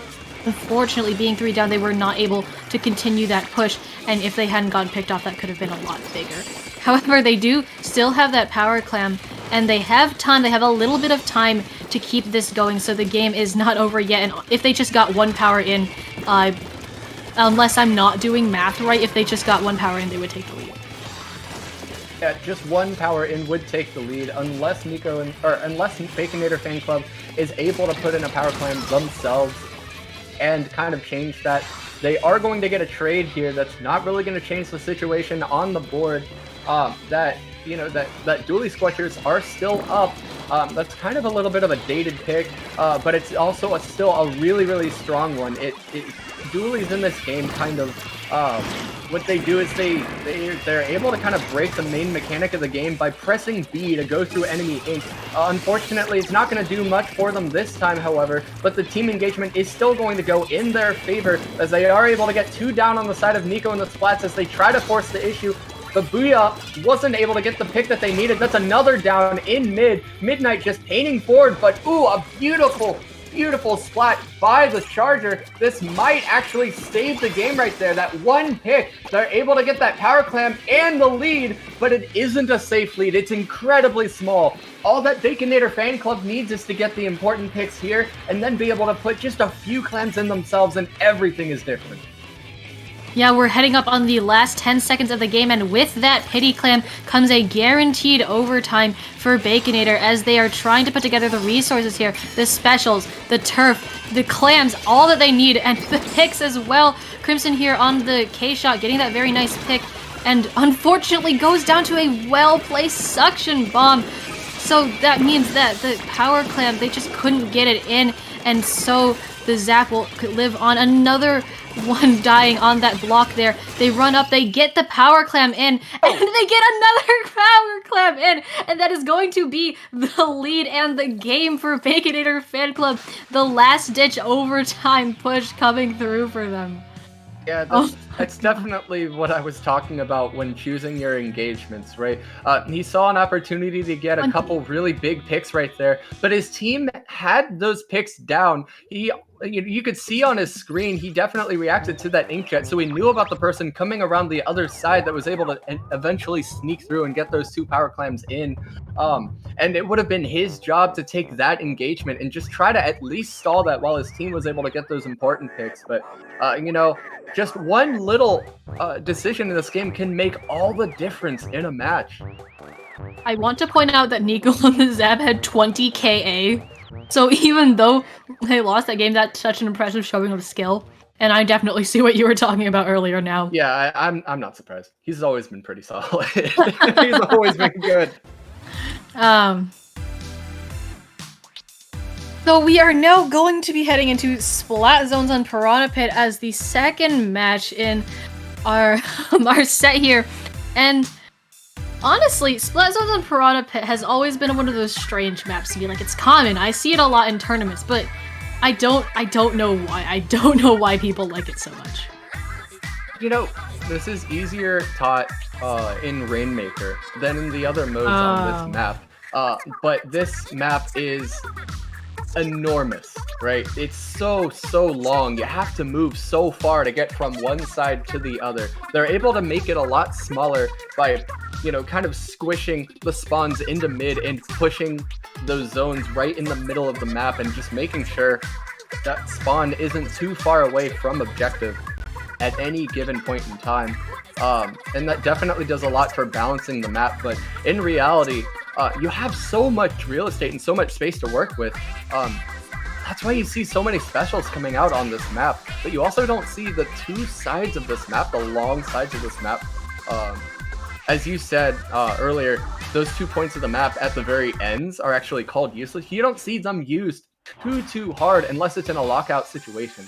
But yeah, no, those conveyors can make all the difference. We see once again a little bit of a slow opener from the side of Nico in the splats.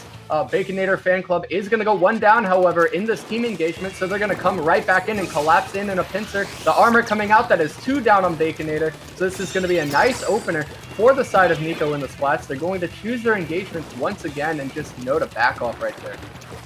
Oh yeah, and you mentioned how big this map is. We're getting a very nice showcase of that here. You know, you have pretty much, you have mid, you have left, and you have right. And all of those are really just nice double of the zap right there. All of those are really just kind of areas of their own, honestly, where people are dropping, people are taking fights, people are painting around. And so just to see those 3 areas of the map come into play, you really just gotta watch all of them, because otherwise, you know, somebody could pull off a sneaky backcap if you're not watching.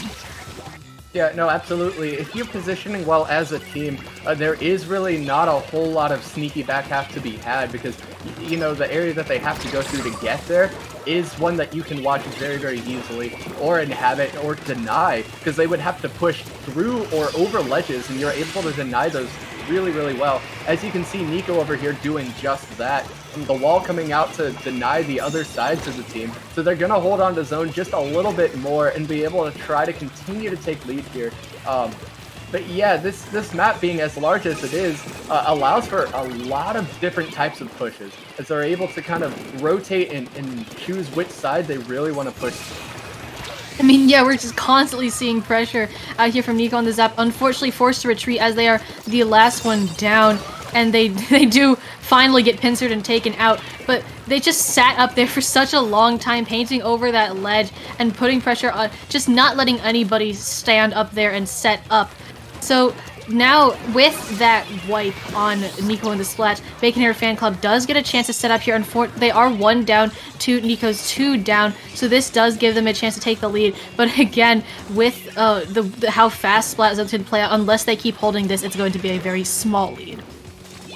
Yeah, no, absolutely. I do want to stress that as you're pushing back in, if you're spread properly as a team, oh, that's 3 down. That's going to be absolutely enormous. It's going to mean that they only have 1 to 2 pushes back in if they're able to really make anything. The armor coming out, they're already pushing right back in once again. Midnight trying to do everything he can to deny that ledge, but they're able to push right through anyway. The Booyah coming out again very soon. Yes, it does. He's going to pop it. He is very likely going to go down as a result, but he is going to get a pick out of it, actually. I stand corrected, and they're able to take both zones, and just like that, they're right back into mid and starting to push objective forward. Oh yeah, just like that, the situation flips, and now it's Nico and the Splat who are setting up for the lockout that Baconator Fanclub just a few seconds earlier were so comfortable in. All it takes is one well-placed breakout, and that is exactly what Nico and the Splats were able to execute 4v4 situation though, and now with the K-Gal getting a nice double there, going for more, going for the triple. Do they get the quad? Wow! Alright, no longer a 4v4 situation as the K-Gal getting that quad, has the Booyah at the ready, and just using their splash balls and strafing and doing everything perfectly, pretty much. I mean, Nico and the Splats is already down to 29, and with no penalty, they've got Baconator completely locked out here. They can easily take the lead. Yeah, they could absolutely take the lead here, and they will almost do just that before the zone is going to be stalled. They will have to get a trade there in that situation. The Booyah coming out, they might not be able to hold it. There's just a fight over this zone, and they do not hold it. They get that hefty penalty of 56 applied to them. I mean, Baconator knew that all they had to do was cap the zone one time to deny Nico and the Splats getting the lead, and that is exactly what they did. We're in the last minute of the match now, 13-16, just 3 points away in that lead. But Baconator is doing everything they can to keep Nico and the Splats. You see the bombs just constantly coming out of the CDS onto this ledge, using their range and their rolls and everything that they have in their arsenal to keep players from Nico and the Splats from coming back into the zones. Yeah, you know, that quad that we saw earlier from the side of Baconator Fanclub, or was that Nico and the Splats? It was Nico. It was.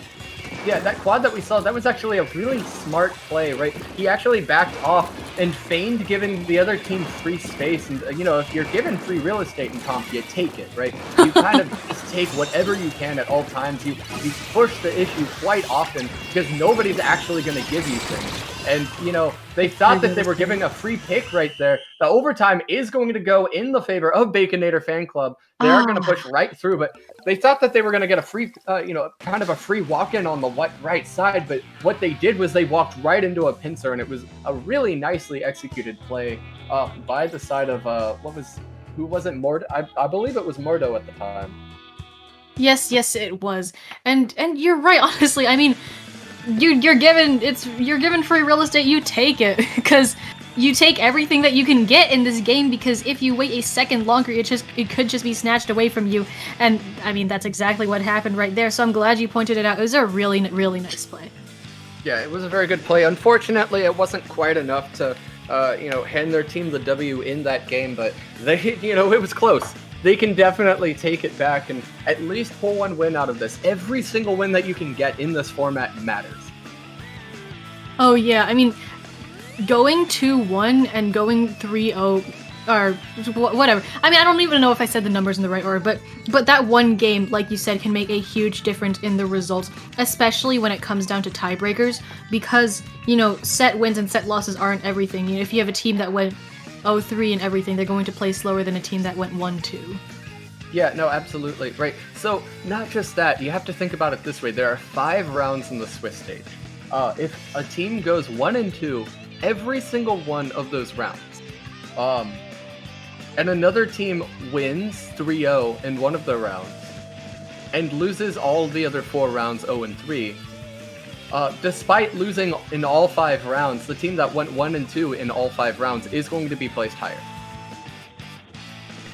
It is going to make a difference in the overall points, right? So every single win that you can get is going to play to your advantage. Yeah, that's what I really like about Swiss. Just giving teams that last chance to get even one win out of this set just really makes for some good games, honestly. I really like both playing and commentating this format. That being said, we actually still have a few teams or a couple teams that are currently undefeated, and that is Mint and Signitas, if I'm correct. And Mint and Signitas are actually playing against each other, so we'll have to find out who's able to come out on top of that. Other than that, there is going to be no team that is 5-0 on the other side of things. So the Chargers still coming out once again on the side of Nico and the Splats. As always, they aren't really changing much up this time around, and they are going to actually have to concede the opening pop once again to the Baconator Fanclub.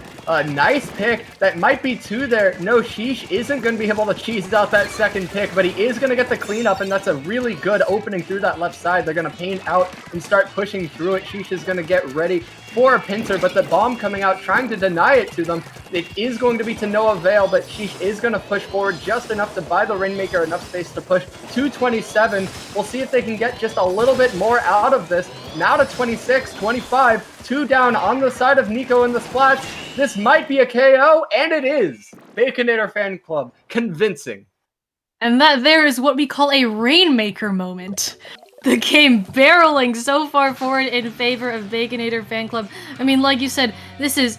I know you were talking about Clan Blitz when you said it was momentum-based, but honestly, this whole game is so momentum-based. If you're doing well, that gives you the space and the resources to set up for doing even better. So that's exactly what Baconator Fanclub did. They took it and they ran with it. Literally.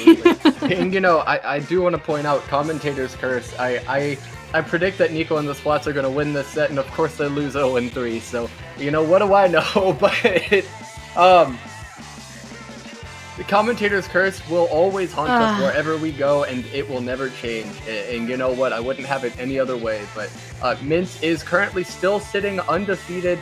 Signitas are still sitting undefeated themselves as well, so their set isn't over as well. But we are going to see a king of the bracket when all is said and done. So you guys in chat, definitely keep your eyes peeled for that.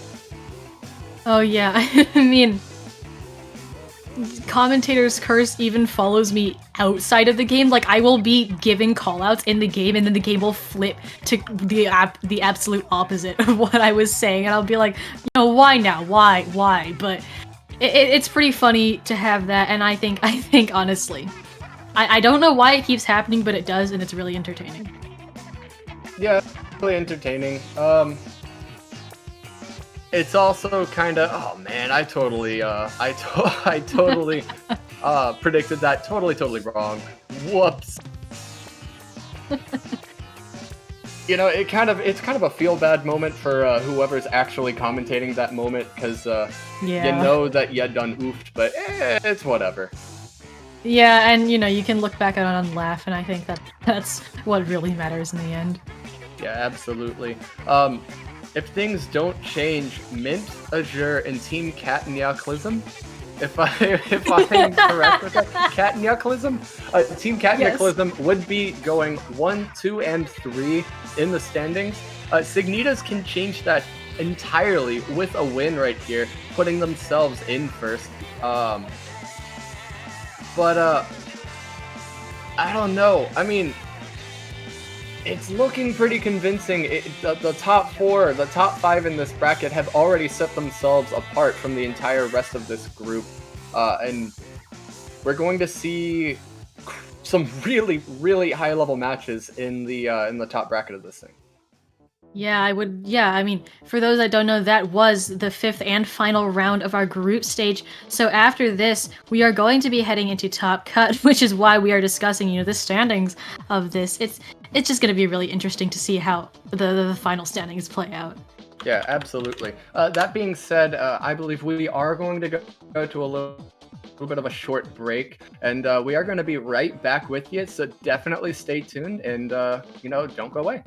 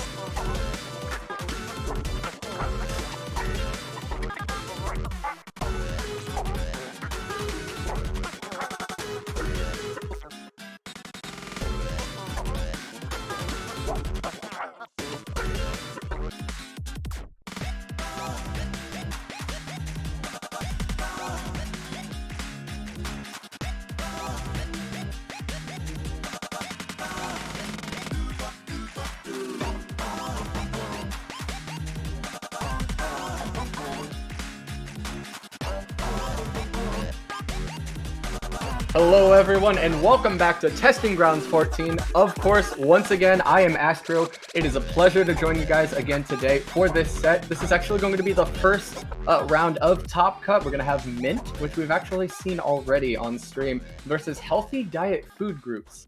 That team consists of Genora, Blofer, Wolfie, Ziff, and Crims. So definitely a team that kind of has been a little bit under everybody's radar, but they have really strong players and can definitely make ways for themselves. So definitely keep an eye out for them and how they do as well. Unfortunately, hi. So my computer crashed. Hey. Hi, Cater. So hi, Cater, actually, hi. I was about to tell the tragic tale of Cater's unfortunate passing. It looked like Cater has come back from the dead. It was just Easter, so we're gonna go with it. Well, I've been revived. I am very sorry. I am back from the dead, as you say. I am contrary to popular belief, I am actually not dead. My computer is though. So that's unfortunate. But yeah. Well, we're definitely going to have a really strong set on our hands here. Tower control on Mako Mart to start, so kind of a cramped map, if you will. Tons of ledges. You have to kind of go around things or over things to get anywhere. And tower control is one of the slower modes as well. Objective can only move so fast. We see a little bit of a slow start from the side of Mint. They're charging for that armor for that opening engagement. Both teams are going to have armor on that opening engagement. Actually, nobody going down quite yet. I take that back. One person going down to Crim on that slosher. He's going to go down as a result. However, he's going to bite off just a little bit more than he can chew. Barry just playing it safe on that zap, making sure that their team is very well supplied with constant streams of armors and paint. They are going to maintain the back. But these points are going to start adding up on the board for Healthy Diet Food Groups. Mint just really haven't been able to push back in on them.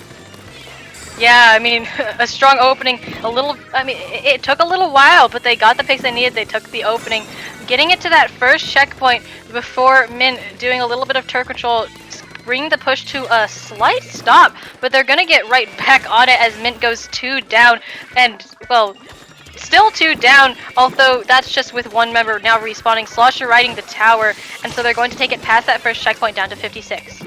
Yeah, down to 56 and possibly beyond. That bomb spacing they're gonna do everything they can to just buy as much time as possible. Oh, 2 are gonna go down to the same bomb, unfortunately, and Mint are now able to push back in. That is a 3 down situation, so they have lots of real estate. And you know what they say, it's free real estate. It's free real estate.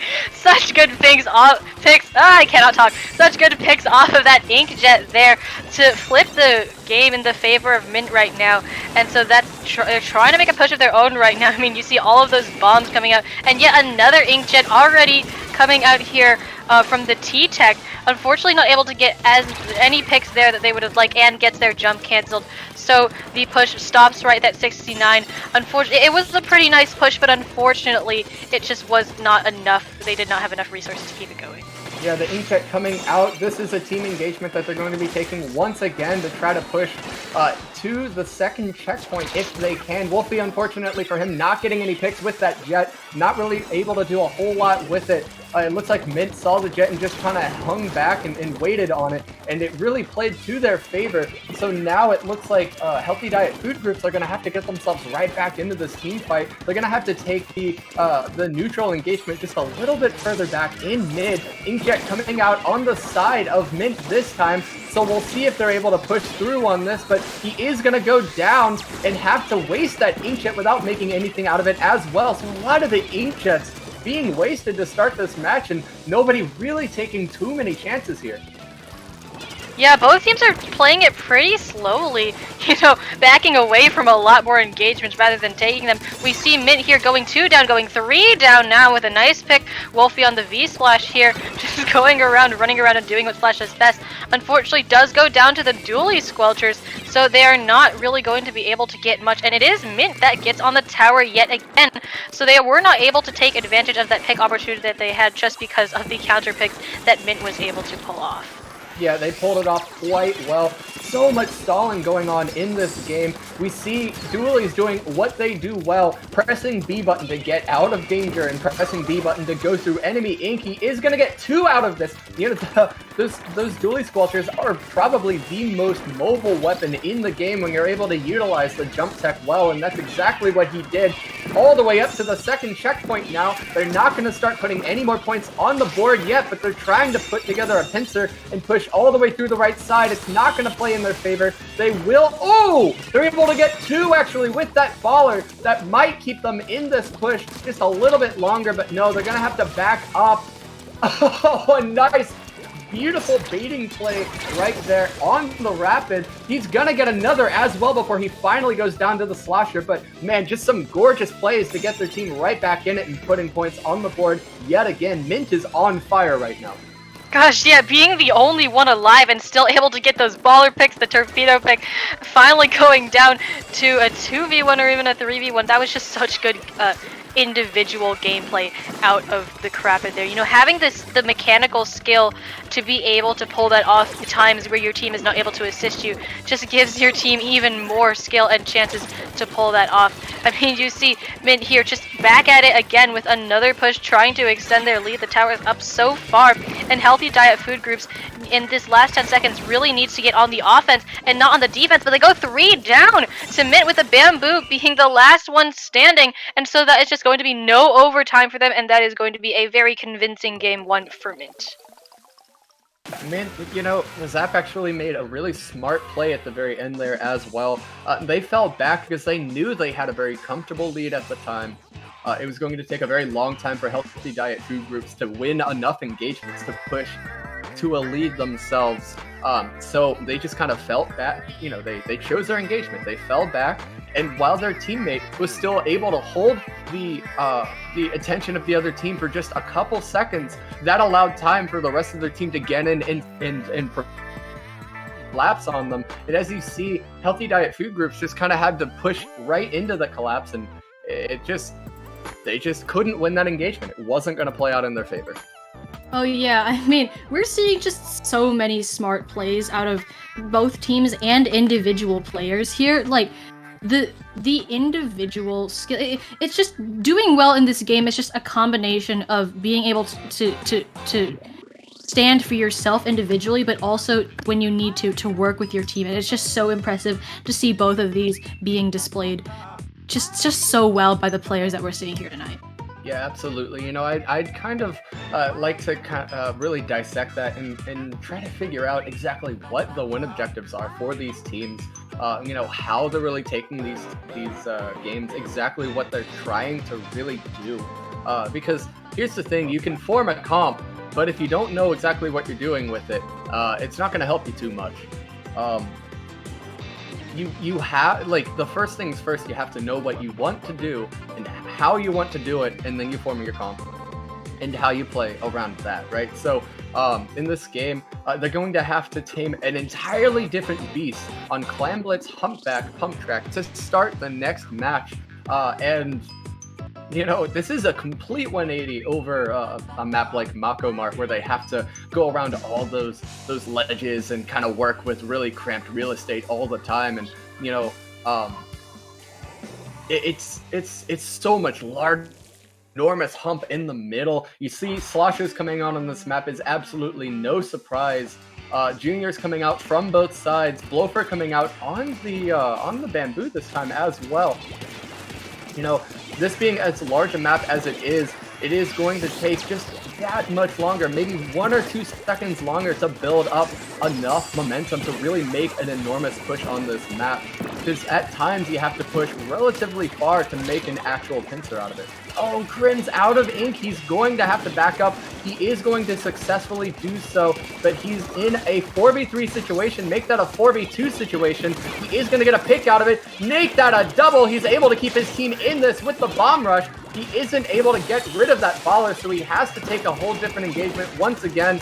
He has a nice bomb. He is going to get 3 out of this. Man, Crim is on fire. He has held his team into this neutral fight for ages.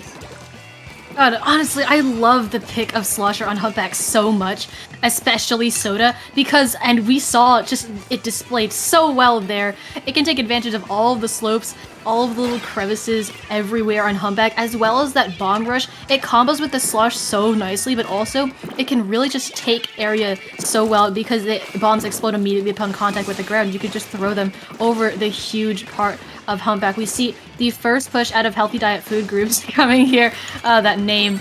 Down to 65, which not bad, especially because we are only in the first minute and 30 seconds of the game, and back and again just back in this neutral position as we see again not a huge push, but still nice to have points on the board, especially this early in the game. An all right push. Unfortunately, they weren't able to get more out of it. You have to understand that every single time that you put a power clam in Clam Blitz, you're giving the other team points to put on the board themselves, right? In those pity clams. And so small pushes may actually hurt you in the long run as opposed to help you. Unless all you need is a small push, you have to make sure that you're building momentum towards something larger. And that's something that's very often not very fully understood. But yeah, in this game, building momentum can make all the difference. You know, one of the ways that you can even speed up the game, for instance, if you are trying to speed up the game by using a kind of a rush down comp, if you will, it's just throwing clams off the map, right? And increasing their spawn rate. If they're spawning that much faster, pushes are going to happen that much faster. And if you have lead and you're constantly pushing yourself at a faster pace than the other team and rushing them down, that is only going to allow you to KO that much faster. If you understand this mode really well, you can do so much with it, as we see a really nice you know, a pretty decently sized comeback push on the side of Mint. We'll see if they can get any more in. They are able to get more in, all the way down to 20 and counting. Make that 17, make that 14. Blofer doing everything he can. Make that 11, but Blofer can't do much in that 1v1 situation against that shooter type weapon. Wolfie's gonna come in and finally clean up, but the damage has been done. A beautiful push with great momentum on the side of Mint. Yeah, all the way from 100 to 11, which is no small feat. I mean, they just kept the clams going, and all of those members with the sweet moves able to avoid, what, 3 members of Healthy Diet firing down on them? Now Healthy Diet has come back using those specials, both the Bomb Rush and the Inkjet coming out to give them a little bit more of a presence in mid, but now they don't have any more of those resources to get a push going, and they really need a push going. They have just over a minute and 15 seconds left. To get something done. They need to get all the way from 65 plus that 17 penalty down to 11, but Mint's not even going to let them breathe with another power clam going in, forcing Healthy Diet to go back onto defense instead of offense on where they really want to be, and Double coming in here with 9 more clams, all of the members jumping on them, but they still get a trade and they still get a decent amount of those clams in. Although the push does end there, it's just sapped the time and the resources and the energy that Healthy Diet that needs to be devoting to offense. They can't be using their specials to force themselves back into mid. They have to be using them to push up and push Mint back. With 30 seconds left in the game, can they do that? Can they even amass enough? They have that power clam, they have the pity clam at their basket, so they will get overtime, but what they need more clams than that. Yeah, absolutely. You know, what actually might be hurting Healthy Diet Fruit Groups quite a bit on this map is the fact that going any sort of like charger type weapon, you know, no matter what role, is actually very likely going to hurt them on this map. And the reason for that is because it shoots in only a straight line, right? You don't have any sort of arc, any sort of fall off at all. And with this map being curved literally almost everywhere, it is going to dictate exactly where you can even start taking shots, whereas other weapons are going to be far more capable on all parts of the map. They are going to be able to take those ledges and try to deny them those ledges and do everything they can there, but it is going to be to no avail. They're only going to be able to do so much, and Mint is going to have a nice KO for the second game of this set. Not quite a KO, but coming very, very close. Yes. And again, just so dominant out of Mint. I mean, they had that giant push from 1 to 11. They backed off a little bit, and they just came in again with another clam. And although it didn't get any more points on the board, like I was saying, it stalled out Healthy Diet and just made it so that they could not even push back in. Yeah, absolutely. Splat zones on Blackbelly Skate Park, however, for this next mode is going to be a whole different beast. Still a slosher map. It is another slosher map. It might even be an Explo map. Even still, you know, as inconsistent as Explo can be at times, it might even be that. We'll definitely have to see what both teams are able to pull out. Because when you have to deal with two zones, it slows down the game exponentially in what is already, at times, one of the slower modes.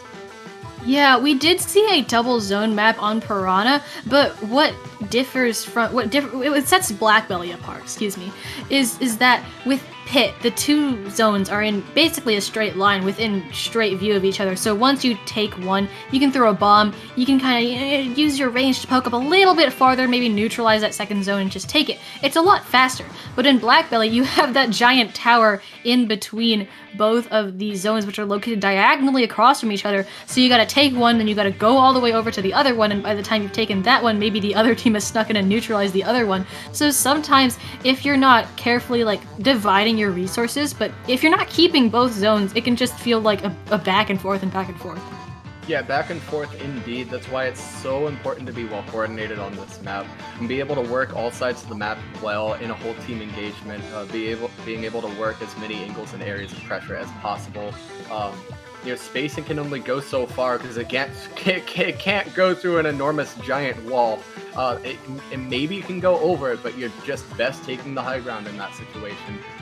Spot zones is definitely a tough beast to tame, and you know, it's kind of erratic and unpredictable in much faster modes as a result. So it's really important for the balancing of this map that they're actually able to put two zones in it and slow it down that much further. So we'll have to see in the other parts of the map how well they're able to speed things up, because it does get pretty cramped elsewhere. Yeah, we still see Crim on the slosher, back on the V slosher this time. And I like that pick. You know, that is a double missile comp, if I'm not mistaken, with the Bamboo MK1. So those missiles, especially with how cramped Blackbelly is really going to be forcing Mint to move around to avoid those missiles when they're out. Yeah, absolutely. Just, you see with the bomb rush, just the sheer pain output that they're focusing on having. Basically trying to buy as much time and space and pressure on this, what is going to be a very slow map, is going to make all the difference. As we see a very nice double actually right there. 5009, that is going to be a nice way to push forward the torpedo coming out, make that a quad. Quad, going for the Quint, they get it. That's a full wipe on the side of Healthy Diet here as another bomb rush coming out of the Neo Splash. The splash itself paints so well, but when you combine that with Burst Bomb and Suction Bomb Rush, there's just so much paint output. I'm not surprised that they are choosing to bring it out in zone. They still in zones. They still have not died yet. They just kind of ran in, got 5 kills, and ran out, leaving Healthy Diet Food Groups in such a disadvantageous position. All the way down to 29 now for Mint. Crim does get a pick with those missiles, which is what I was talking about. Gets a nice double on top, and so that is finally 3 down on the side of Mint. That's going to be control for a Healthy Diet right there. And they don't have that much of a penalty, so they can very quickly start taking down as Crim, forcing a very nice 2v1 with their teammate there. They're just working very well together. We could very well see the game tilt back in their favor. It is not over yet. Usually one of the basics of this game is pushing up properly. When you're given real estate, you take it. When you can, you force taking real estate. But you actually see Healthy Diet Food Groups understanding that in zones, especially on a slower map like this, objective is stationary. It's in the middle of the map at all times and it will not move. Right, so you saw them kind of camping it out and waiting it out. Unfortunately, in their case, that actually gave Mint enough space to just kind of waltz right in there once again, and that's 2 down as a result on the side of Healthy Diet Food Groups. They are going to lose the zone once again, and now Mint has a timer to start working down. Yeah, Min already with their penalty, 26 and ticking. That is not much time for Healthy Diet to get back in. That's maybe 2 pushes at the very most before the timer ticks down completely. So here's 1. We see both zones get neutralized, 2 down on the side of Min, 1 on Healthy Diet. And so they're going to get one of those zones. They're just trying to get that cap, trying to force more penalty onto Mint there, keep it from steamrolling to a KO for them. That's exactly what they're going to get. Penalty goes from 13 to 44, and Healthy Diet has done exactly what they need to do. However, they didn't get any picks, and with the Bamboo being 1 down, Barry on the Junior here can just do what a Junior does best and paint over everything that Healthy Diet has worked so hard for. Yeah, you know, and you just saw it right there. The double bomb is actually a really good way to create so much spacing that even a Junior can get in for those picks, right? Because those double bombs can really deny space that somebody would use to kind of get around other bombs. Another 2 down on the side of the Healthy Diet Food Group. Time is running out for them. They only have a minute and a half left in this match. Jolt is doing everything he can to continue furthering do damage. It is a 3v3 situation on the board, so Jolt's going to let them play into him, and they have to push into him. He's making sure that they don't push down to the right side, through the right side to that second zone. The baller is going to force him back just a little bit, but he's going to have a pincer. They are going to go down, but they focused picks over the zone. It is what they had to do, unfortunately. And just like that, Mint is going to come away with a convincing 3-0 win over Healthy Diet Food Groups. But man, Healthy Diet Food Groups still put together a really strong showing themselves. Oh yeah, I mean, just fending off that KO for such a long time is no small feat in itself. They did a great job in that. Absolutely. You know, Mint, they're coming away with the win here. They can definitely feel pretty good about themselves now. Where do you go from here? It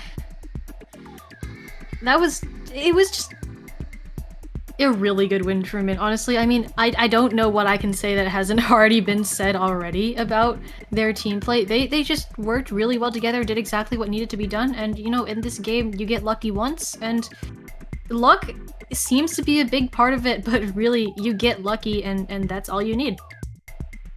You know, sometimes luck is a player, but I think Mint just executed on so many more fronts. You know, they definitely earned those wins, and they earned those W's to a point where they deserve to go on and continue playing out the rest of this top set, and that is exactly what they are going to do. That being said, we are going to go ahead and say goodbye for now and bring in a couple new commentators very, very soon. It was definitely a pleasure commentating for you guys today, and I hope to see you guys again soon. I'd definitely be back. Oh yeah, I had a lot of fun commentating with you. I hope that you all in the audience had as much fun watching as I did commentating this. So yes, we will be right back. Stick around, there will be new voices on the stream in just a few minutes.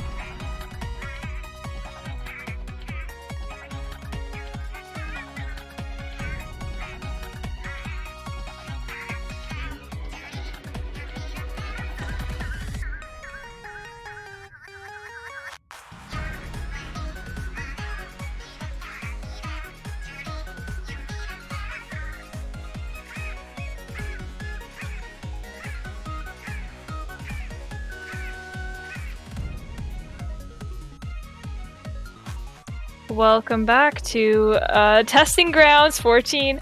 I'm Siren. I'm joined by Magic here for semifinals. Hello, how are you doing, Magic? I'm doing quite all right. Just had ended up a stream recently and hopped on. How are you doing tonight, Siren? I'm doing pretty good. I just got visited by the Mud Cup and Race of stream sniping, but I'm other than that, I'm doing pretty good. I'm very excited to see this set, regardless of the fact that we are seeing Mint twice in a row now. Thank you, Rays. But it is always exciting to see the journey that they will take in their finals bracket journey, I suppose. But always good to be seeing Azure as well. I haven't seen the tournament up until now, so catching up has been pretty fun in these past few minutes, and I'm excited to see what comes out of semifinals.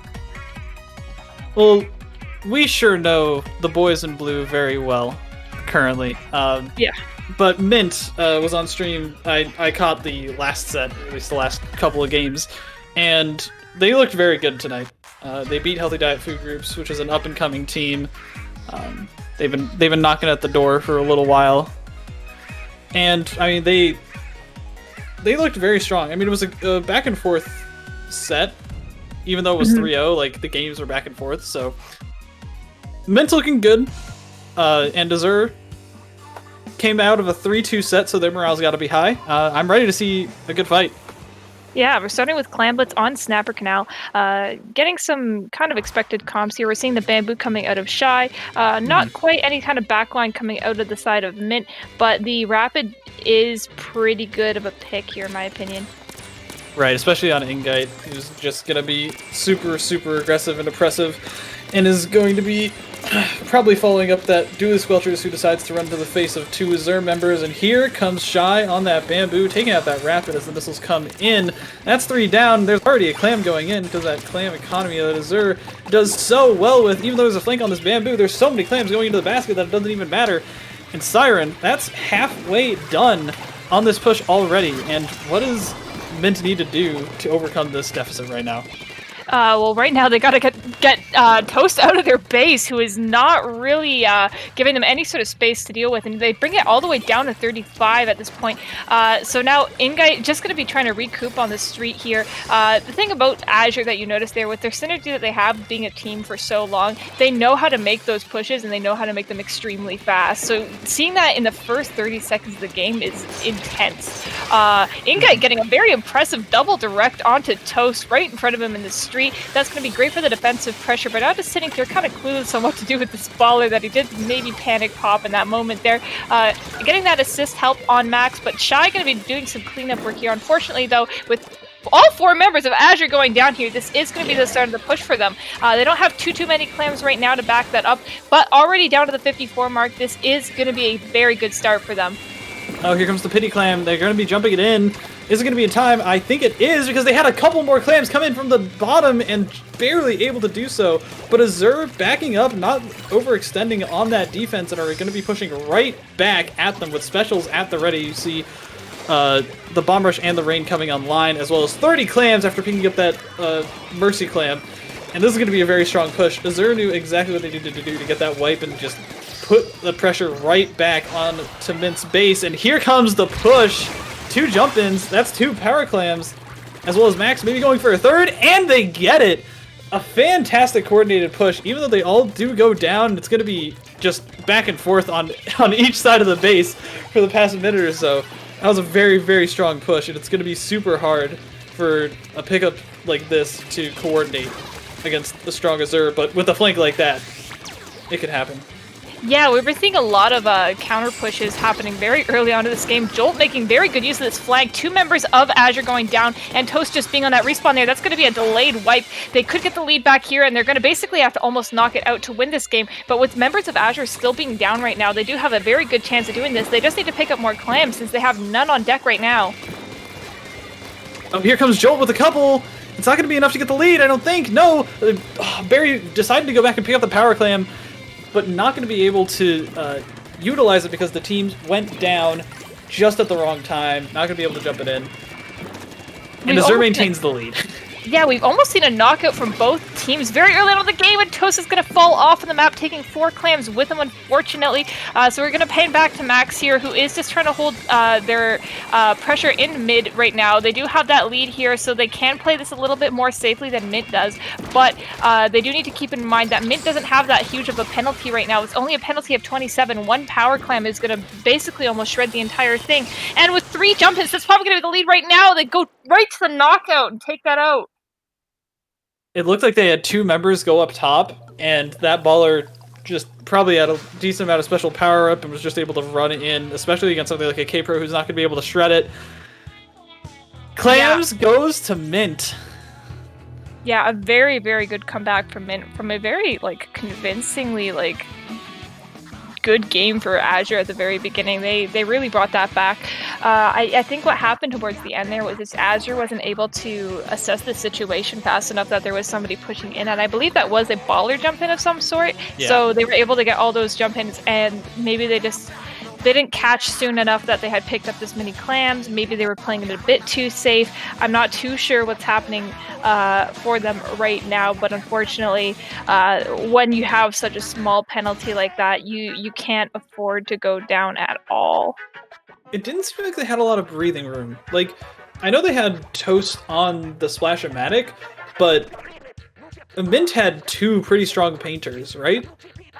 And so I think that had something to do with it. Like, they were it felt like they couldn't move, especially at the end there, especially with that rapid just closing off mid. Yeah, 100%. So moving on to the next game here, it is going to be Splat Zones on Anchovy Games. Honestly, I think that with Azure having someone who does play backline, they might have a bit of an advantage here, because I know how well that backlines can perform on Ancho in particular, just because of how wide open that map is, and Charger having an advantage there. So if Shy decides to play Charger here and Mint continues with their backlist comp, I think they might have a bit of an edge, but they do need to watch out for some sort of lockout in the case that Mint is able to get like a full wipe on them or something. And Mint has been doing really well with the flanks as well. And although Anchovy, there aren't too many avenues to go, if they're not careful, they might get sideswiped just barely. And so it's going to be interesting to see with that Bamboo deciding to not go for the backline because of the Bloblobber, probably.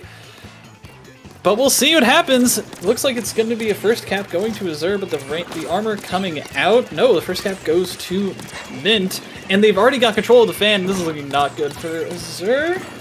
Yeah, looking like Toast went down, but the T-Tech on the side of Mint does go down very early on as well. So this is going to be a counter cap for Azure and probably the lead, but not that doesn't really say too much since it is only 91 right now.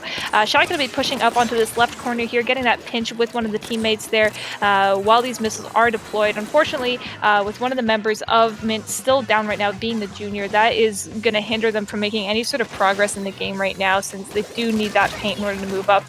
Pika playing some geometry onto 009 here, and then popping that bomb rush immediately. 2 down on the side of Mint. This is starting to look like a bit of a steamroll for Azure here, getting the pick on the berry with that suction bomb, and they're just going to be probably trying to push up here and getting that lockout. That junior is down once again, and that's really, really, really bad for Mint right now. But with Pika out of the way from Ingite's shots, that is going to create a bit of an opening, albeit a late one.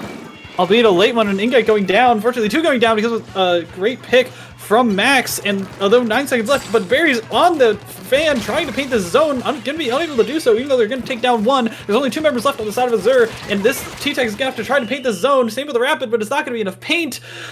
Azure holds on, even with that man-down deficit right at the end. And you know what?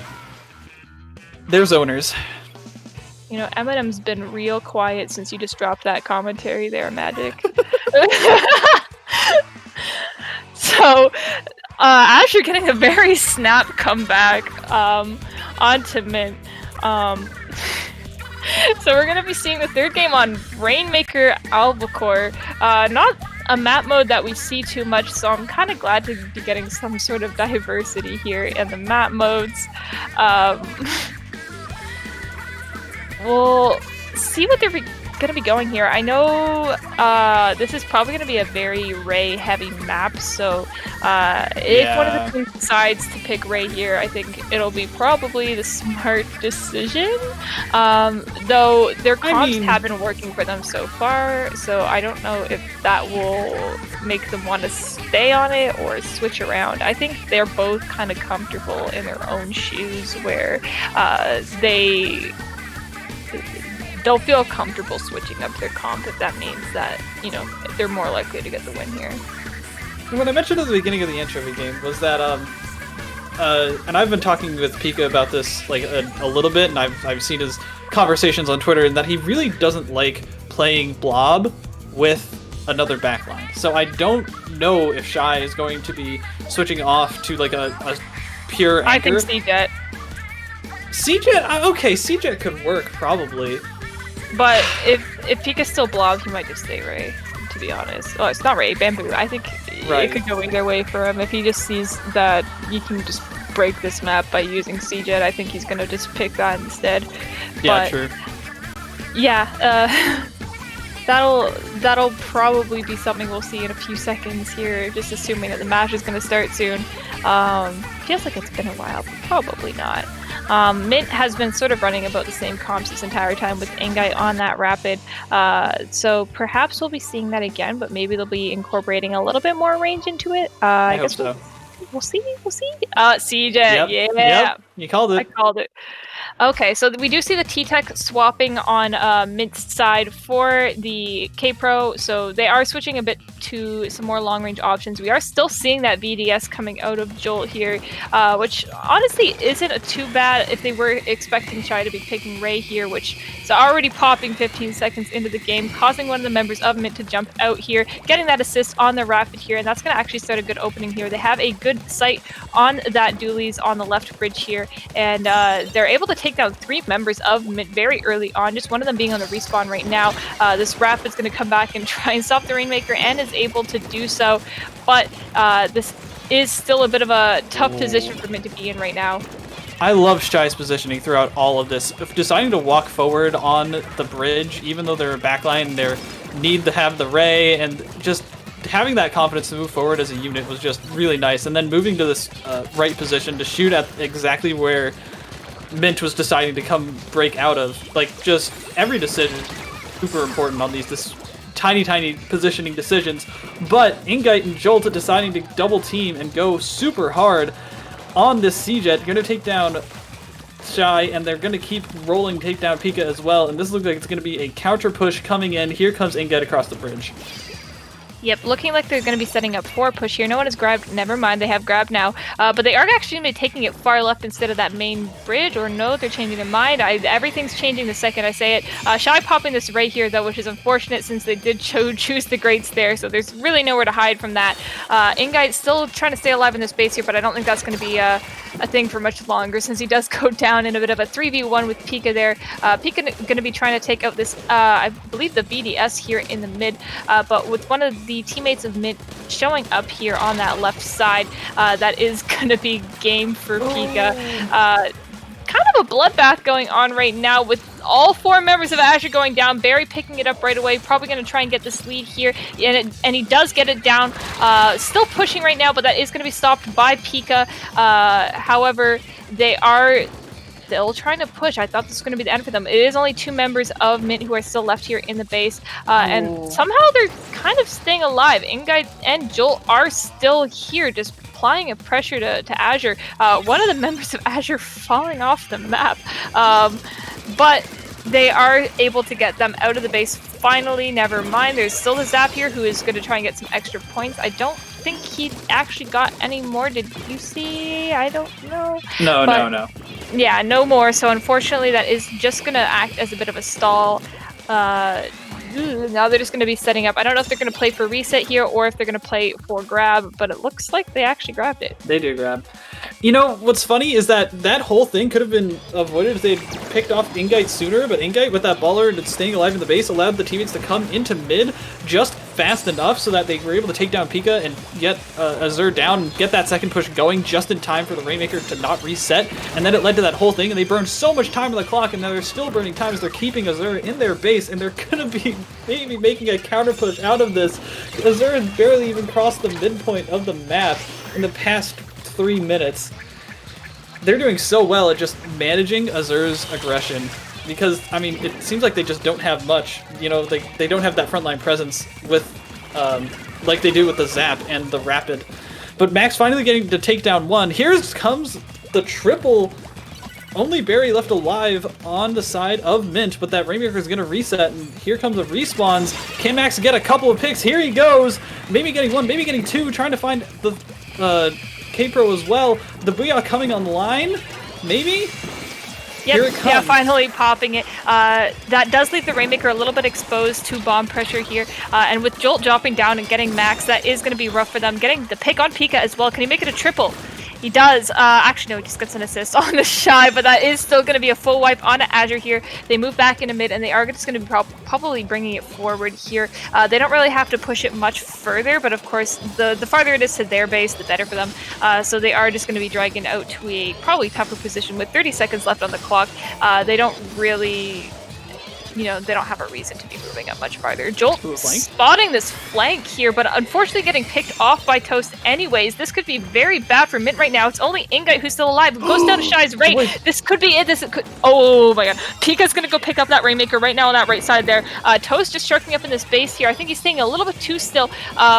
Right in that middle there, so they actually look like they might be trying to take that right route, but that getting bombed out. They're trying to decide which direction to go, and it is going to be tough because once it hits overtime here, they can just rush the Rainmaker. So they have to play this really, really carefully. Pika moving up with Shy behind him. They could get a Ray here pretty soon, but that Booyah coming out, he just narrowly avoids it. But unfortunately, 009 coming up and getting that pick onto them. Mint played that defense so well, just playing the 2 pressure points that they really needed to, playing the high ground. I mean, that was exactly what they needed to do on defense, and with that Booyah for cover, and because the teammates had to split up, like that Booyah bomb was perfectly placed to allow 009 to go in there for the kill. That's 2-1 for Mint right now. Dang, okay. Well, Azure is obviously going to have to play their cards a little bit more carefully from this point on, because next game could be, you know, the match set right there. So they do need to be careful here. But that being said, I feel like this map mode does favor them quite a bit more than what they've been playing prior against Mint. Yeah, no, Schellendorf is... I don't want to say it's closed quarters, but it's the choke points are very important, and I feel like that's where Azure plays the best, because they can coordinate around them really well, especially with that Blobber just constantly pushing people out of the choke points. So hopefully using that advantage, they're going to be able to make some really nice pushes, get people off of the glass, make sure they're not lingering there, especially with how well the blobs travel on it, and just... Shy, I'm sure, is going to have plenty of control over that area as well. So if they play their cards right, and I know that Azure knows how to coordinate, but let's just see if they can't overcome this aggression, because that's what it seems like. It seems like Mint is just coming at them with full force, and they just don't have... It seems like on the games that they've lost, they just don't have enough breathing room, right? Yeah, that's the major thing, and also just I think it's just been a bit of a coordination thing and sort of planning out, which is surprising that Mint has been able to sort of keep on their toes the same way that Azure has been. But it is worth noting as well that, you know, it's not the same roster that they've been having recently, right, in general. So there is probably a few kinks that they have to work out as a group, but. Of course, with that being said, it's at the end of the day, it's still Azure. They've been around for like 3 years or something now, so they know these map modes. They have an idea of what to do with them. It's just, I think, a matter of getting that called out and figured out.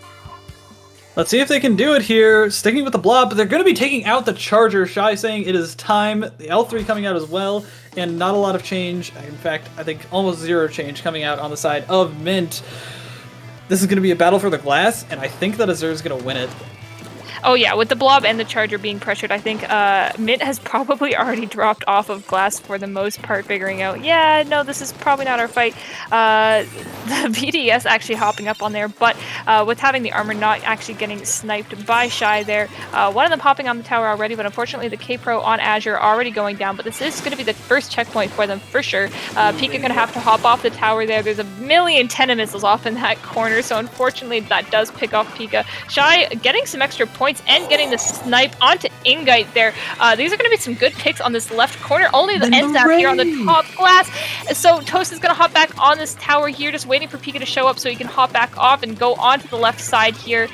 Just moving all the way up with Max, and with that Booyah Bomb coming out as well, this is going to be a much larger push. Unfortunately, the tower not getting guarded too well, so it is just going to be Toast, who he's definitely going to get camped. Yep.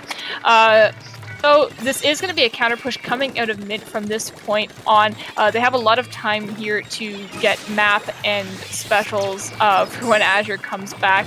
Already popping that armor here, but unfortunately getting knocked off of tower by Shy. And with a couple specials from Azure coming out on their own to the tower, that is going to be checkpoint for them as well, I believe. Yeah. I think they had somebody on the glass. I think that they have control. Yeah, 009's up there. This is going to be really looking bad for Azure after looking so alive in the first minute. Now that they're fumbling this defense, Ingite on the Crapid with a really nice positioning. Max going to try and push him out of there.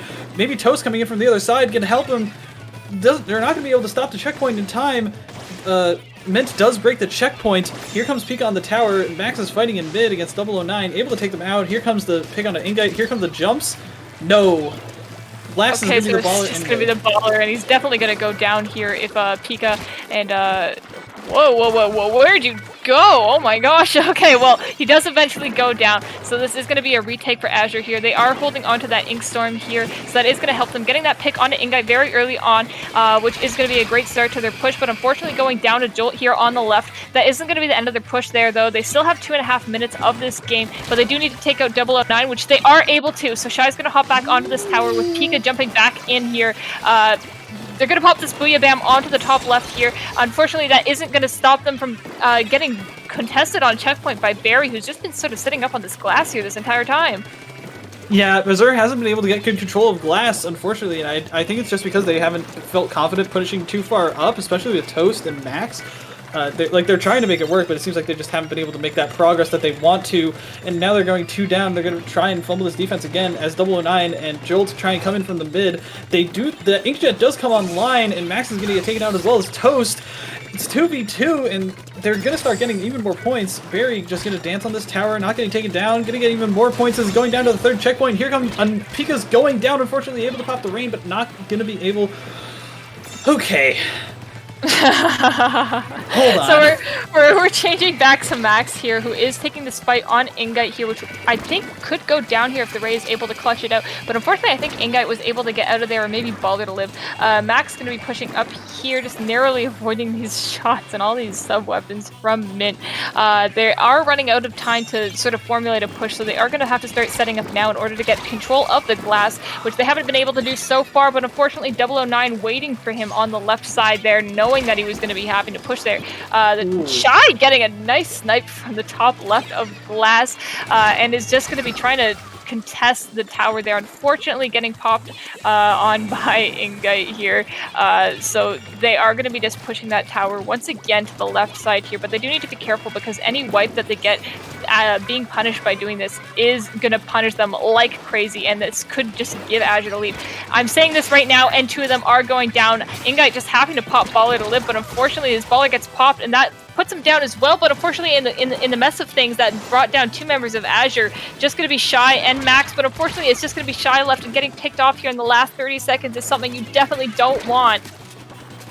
Every time it looks like Azure's finally gaining momentum, they get out-fragged, right? Like, they get return fragged, and all of a sudden, like, their momentum dies. And especially with a composition like this, where coordination is key, especially with that Bloblobber, especially with, like, a non-frontline composition, they're going to be able to go in and out-frag you. Especially with 1 down here, they're just going to be diving on this tower. Pika's left alone, Toast is sitting in mid, and they need to get the tower, and it's not going to happen. And Azure is getting knocked out during the semi-final round of Testing Grounds 14. Yeah, a very convincing 3-win for Mint there. It just felt like the wins that they had were very, very convincing. Obviously, Azure had some strong points. I just think that they missed out on clutching very certain but important parts of the game that would have maybe turned the tides in their favor a little bit. Right. Just little defensive stints, just making sure that they don't go all the way down during those defensive sessions, whatever you want to call them, defensive periods of the match. Mm-hmm. Yeah, it just seemed like the defense was not as strong as it could have been. And Yeah. the offense from Mint was just so much more aggressive.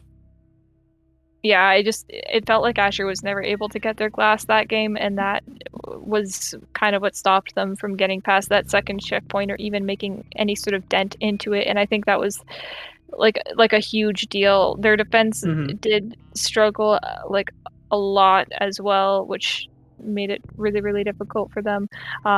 Just allowing Mint to get all the way past that second checkpoint. I think it's just about having everybody on board for certain fights. Right, exactly. Seemed like too many people were going down at the wrong times, and then having to have then backing up so much because they didn't want to get rolled over, and it's just a lose-lose situation. Yeah. Looking at the other side of the bracket, no scores have been reported yet for Signitas versus Friends. I don't know if that means we're going to be watching them or if we're just waiting for one of them to report a score. But I do believe we are going to be going on a quick break right now, so we'll be seeing you in a bit for grands or semis or whatever. No one's telling me anything.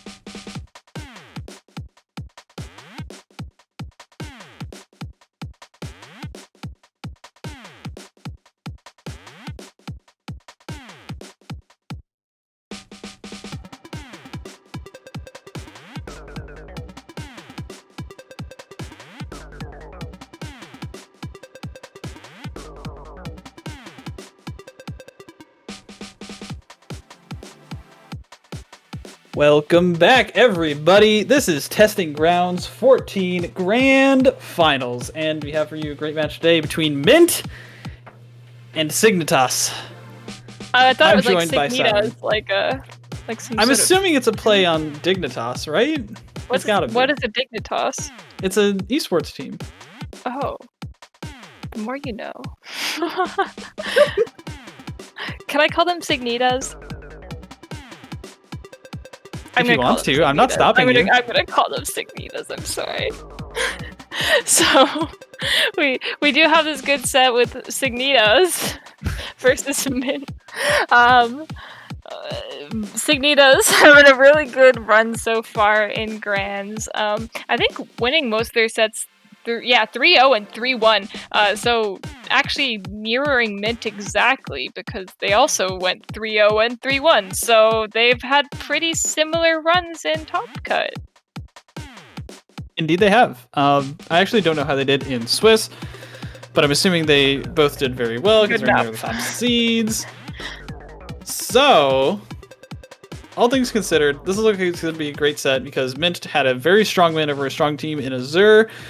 But Signitas is no slouch. They've got a lot of good players. They've got Nick. They've got Flygon. And it's going to be a bloodbath for sure. These teams are both known for their... these players are all known for their aggressive play styles.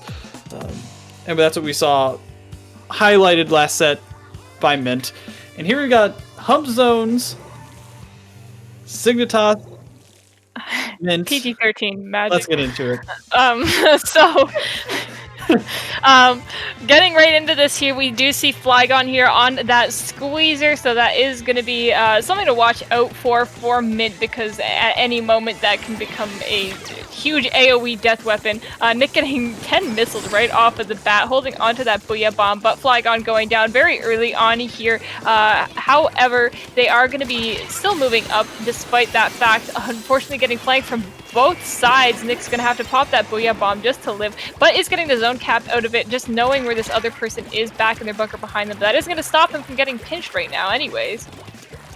I actually don't know what side of the map is which at this point. I feel like Dark is on the other side of the map, like pushed up. Yeah, he's trying to spawn camp them. Frontlining.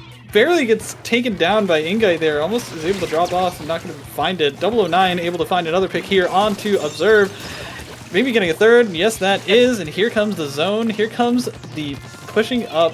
I'm assuming for Mint, no, they're just going to hang back and pop missiles. Yep, so this is going to be a move up for 009 here with that missiles pop. That is going to get him some turf into their side of the base. So he is going to be probably moving up here, scoping out which way people are going to be moving from. Isn't able to catch up anyone, so he is going to have to rotate back to zone here. But unfortunately, with the armor being popped on Signitas, that is going to stop him. So he is going to move back here. Unfortunately, going down with two other members of the team. So Dark and Flygon are going to be moving up here on that base. Flygon almost sitting on some bubbles here, so at any moment here could be a huge threat, but does rotate back to zone, seeing that Jolt it has started to paint it. Going to be popping these bubbles here just to hold on to some points, but unfortunately not able to burn through that penalty before the cap from Mint coming back. This is easily going to turn into a slobber knocker as Ingai's able to find another one here with the torpedo. Slobber knockers? A slobber knocker. It's a long, grueling set. No? Okay. Siren and I are just not on the same wavelength tonight, but that is okay, because Signitas obviously is able to cap the zone with a great special coordination there, unfortunately going 2 down after the fact. 2 specials online for Mint as they've got 4 people looking like they're ready to push up. They're going to get shut down a little bit, stopped in their tracks by that squeezer crossfire, which is very well done on the side of Flygon. And here comes Signitas finding their neutral, and they're going to be getting these specials online to try and make another push. Yeah, Ingai going to be just holding a lot of pressure here onto this left bunker here. Going to be extending the lead. Not quite getting the pick onto the bucket there, but does get the cleanup afterwards. They are down to 28 already, but it looks like they are getting some contention from Dark's missiles here. Or, yeah, I believe that was the missiles. Dark getting missiled himself, though, right now. Going to be relying on this splash wall to deal with the one member of Mint in his base right now. So having to turn around here, getting help here, and now 3 down on the side of Mint. Wow, I feel like I missed that entire team fight. Yeah. But they are down, so they are going to be trying to get a bit of a lockout here to get down to that 19-point mark here. Observe catching Jolt on that drop down. Unfortunately, Jolt not quite expecting to try to be sharking there, and they are still holding onto the armor. They can pop that at any point, and with one member of Mint being down, they are probably just gonna stall them out. Now we're just popping that armor, and they are sitting on multiple specials. That is gonna be the lead for sure, but they are gonna be looking like it's a fight for the recap here already with just a bit of a lead on them. Yeah, 2 going down. Unfortunately, that's gonna be the capture for Mint. Even though it looked like it was gonna be a knockout, this game is still back and forth, even with the lead change going over and a lot of penalty points to chew through. But they're already breaking it down, and enough members are going down that it's going to be really hard for Signitas to retake this, especially with only 2 specials coming back on the line in the next few minutes, or the next few seconds, really. Here comes the armor, here comes the bubbles, finally. They are able to take down 009, and it's going to be barely able to neutralize before the zone caps. They're the lead change, and they're going to cap the zone. Jolt able to take down 1, and Nuisance here on the right side, but the Trislash are going to be able to take them down handedly and try and push forward here. Their frags are trading out, and it's looking like it's finally an even fight in the mid. Wait, no, Dark goes down as well, and this cap goes over, but they're able to find an exit kill because of the booyah. Okay, Mint comes out on top. Mint comes out with a zone. Yeah, okay, so we are seeing a recap into the favor of Mint here. Barry going to be just sitting out on this right here, trying to stop anyone from coming out of this right side here, and also calling out whatever he sees. Going to be a bit of a fight for the recap. They're sitting on 4 points of penalty here, but this is going to be a very quick, looking like a recap for Signitas with the bubbles and multiple specials going on to the zone. So they do need to recap this here in the last 5 seconds. With that Booyah Bomb coming out from Nick, they are going to have to pick him off right away. But the missiles, unfortunately, clutching out that kill onto Barry there. They don't have much time on the clock yet, but that is going to be a recap in overtime. Mint was looking like they had it in the bag, but it looked like they played really too passive and let Signitas get the specials right at the end, right when they were about to get the lead, and they should have just pushed up a little bit more and try and stop them from getting the zone, or at least tried to shark them out underneath those ledges, because it looked like they just went forward. And that was a really, really, really close game. Seconds away on either side from taking the fight, but Signitas able to do so, pump back zones, going over to Signitas' side. Yeah, that was a really, really close game. I think ultimately what kind of clutched it out for them in the end there was actually their ability to cap the zone with the specials that they had very immediately. It was they had a booyah and a set of bubbles on their side. So being able to cap the zone was just a matter of getting those specials onto the zone. Like, they didn't really need to push up to paint it or anything. They just had to get those out there. So even in the situation where Mint had been set up very well, where if they had been playing against a more normal comp, I think they would have been able to contest that. Right. Unfortunately, I think they need to move up even farther to prevent them from even getting the chance to do that. Right, exactly. When you have a team that's very special focused, especially with specials that are going to just instantly pop on zone, you need to prevent them from getting those specials, right? You know, if a team's overwhelming you with armor, don't let them get armor. You know, lock them out, kill them before they get it. You gotta push them up so far so that they need to use that special to get you out, instead of using it on the zone for an insta-cap. Right, and even using a special while you're pushed up, could secure you the victory, you know? Oh yeah, for sure. Instead of just using it for them. I know this isn't really that relevant, but I thought about it in my head. That Schlobberknocker thing, that reminds me a bit of that British guy from iCarly. You know how he said hobknocker or something? Yeah, hobknocker. Yeah. That's what it makes me think of. So it caught me a little off guard there. I apologize. You know, I didn't mean to throw you off your groove. we're going into Clemblitz onto Piranha Pit very soon. So if Flygon continues to play the Squeezer here, I think that is going to be a major threat. So that is one of those specials that is able to clutch out any kind of push like this. It's very, very good on Clemblitz, especially on this map. Yeah, I just don't think that they have the pushing specials right now that they need to. I mean, they've got the missiles, they've got armor, but I mean, there's nothing to really, make space. You know what I mean? Missiles displace, but they don't necessarily make space. Mm-hmm. right? And so I think that that's kind of the difference. You know, the bubbles and the booyah are able to like lock down a specific area, and I think that's really key, especially for zones and for, you know what, just screw me. As long as you get picks and you pick up the clams and you throw it at the basket, I mean, that's all you need to do, right? Yeah, I do want to note that was a very good inkjet, only like 10 or 20 seconds into the game. That's faster than some armors I've seen. So that was really, really quick, almost like an opening gamut inkjet at the beginning. So that is going to be a very quick push early on to 41 with that full wipe. They are going to go down here, but that is a lot of points for the first minute of the game here. Signitas has to make up a lot of lost time. They are holding on to these bubbles right now, but is getting heavily contested by this rapid here, so he is going to have to abandon a couple of them over by the basket, only relying on one left, and that booyah coming out. So he is going to be able to push up all the way under this basket here, just needing somebody to jump in, and he does get that jump in, but unfortunately does go down to Ingite. Oh no, did it fall off? Yeah, they went all the way over. I think that he airballed it. Good God, I don't know who that was, but whoever it was, I'm sorry we just caught you in 4K. They did so well pushing in there, but the rapid, they didn't pick off the rapid soon enough, and they ended up getting a really nice position down by that tire area. And because of that, they just got chipped down and chipped out and couldn't hold on to the area for the push, which is very unfortunate. You know, they need to get the picks to maintain the area, you know? You use the specials to get in, but you need the picks to maintain. They're able to try and do it again. Again, no picks coming on, and they're going to get a couple of clams in, but it's not looking like it's going to be a sustained push. Ingite with the baller with a bunch of clams. They're going to be able to keep them out. Signitas chips down the lead after 2 minutes, but they're not looking convincing right now. Yeah, Ingite actually going to be taking this fight here up on the right side. Unfortunately, I believe Jolt does go down here, so that is looking like it could be the start of a push for Signitas. I'm trying to say it your way now.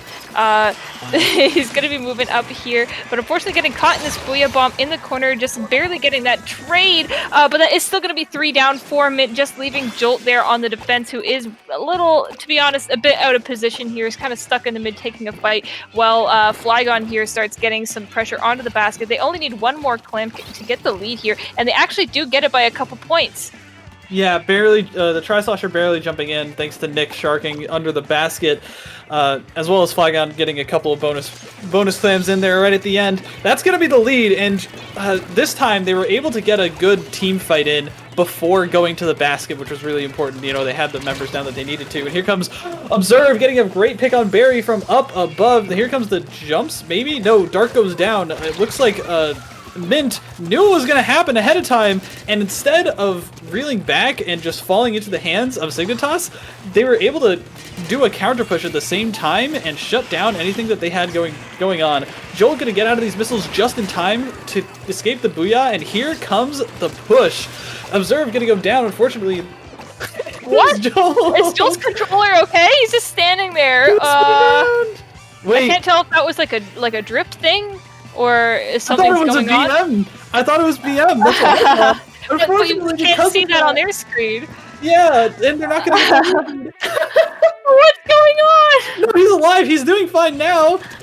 Oh no, okay, I just got, maybe his controller died, somebody in chat saying that, but we don't know for sure. It looks like he is playing again already. He's already moving up here. Maybe it just disconnected kind of weird for a second there. 3 of them do go down though, so they are going to be trying to formulate another push with 48 seconds left. This is a bit of a choice. They're not actually going to get any more points on it here, with Dark kind of being forced to move back here. So they actually did just end up giving them a pity clam, which on its own can't get them the lead, but literally anything on top of that is going to give them the lead. So with 30 seconds left, they may have just bitten themselves in the butt for not being able to get more points. But as I say that, 2 members are going down, so Dark is going to get the jump in, and finally they're going to add a little bit more to their lead here. Could even be the knockout here. We have another clam coming out, and with Jolt going down, they just need 2 more clams to get this knockout. With 12 seconds left, this is a big deal. Those bubbles were so fast from Flygon, able to turn around and get the pick barely. Dark, unfortunately, popping missiles at the wrong time.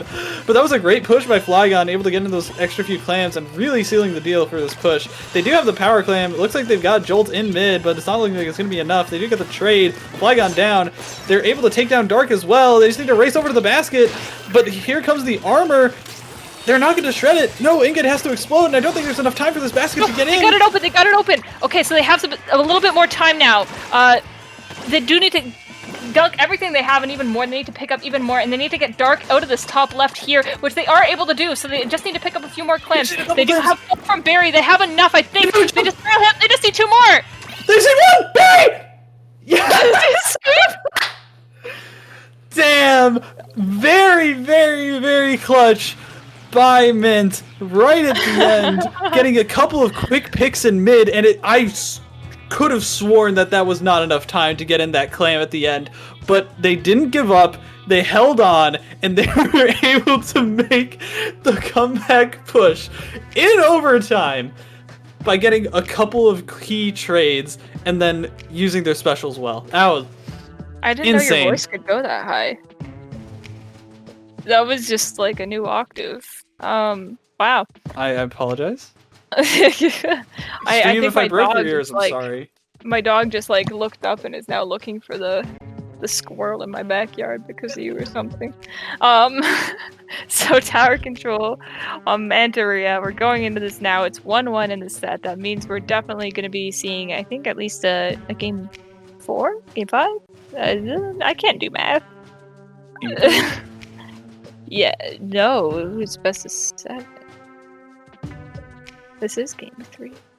Oh, you're saying what game we're going to, right? Yeah, at the very least. At the very least, it's going to a game 5. Yeah.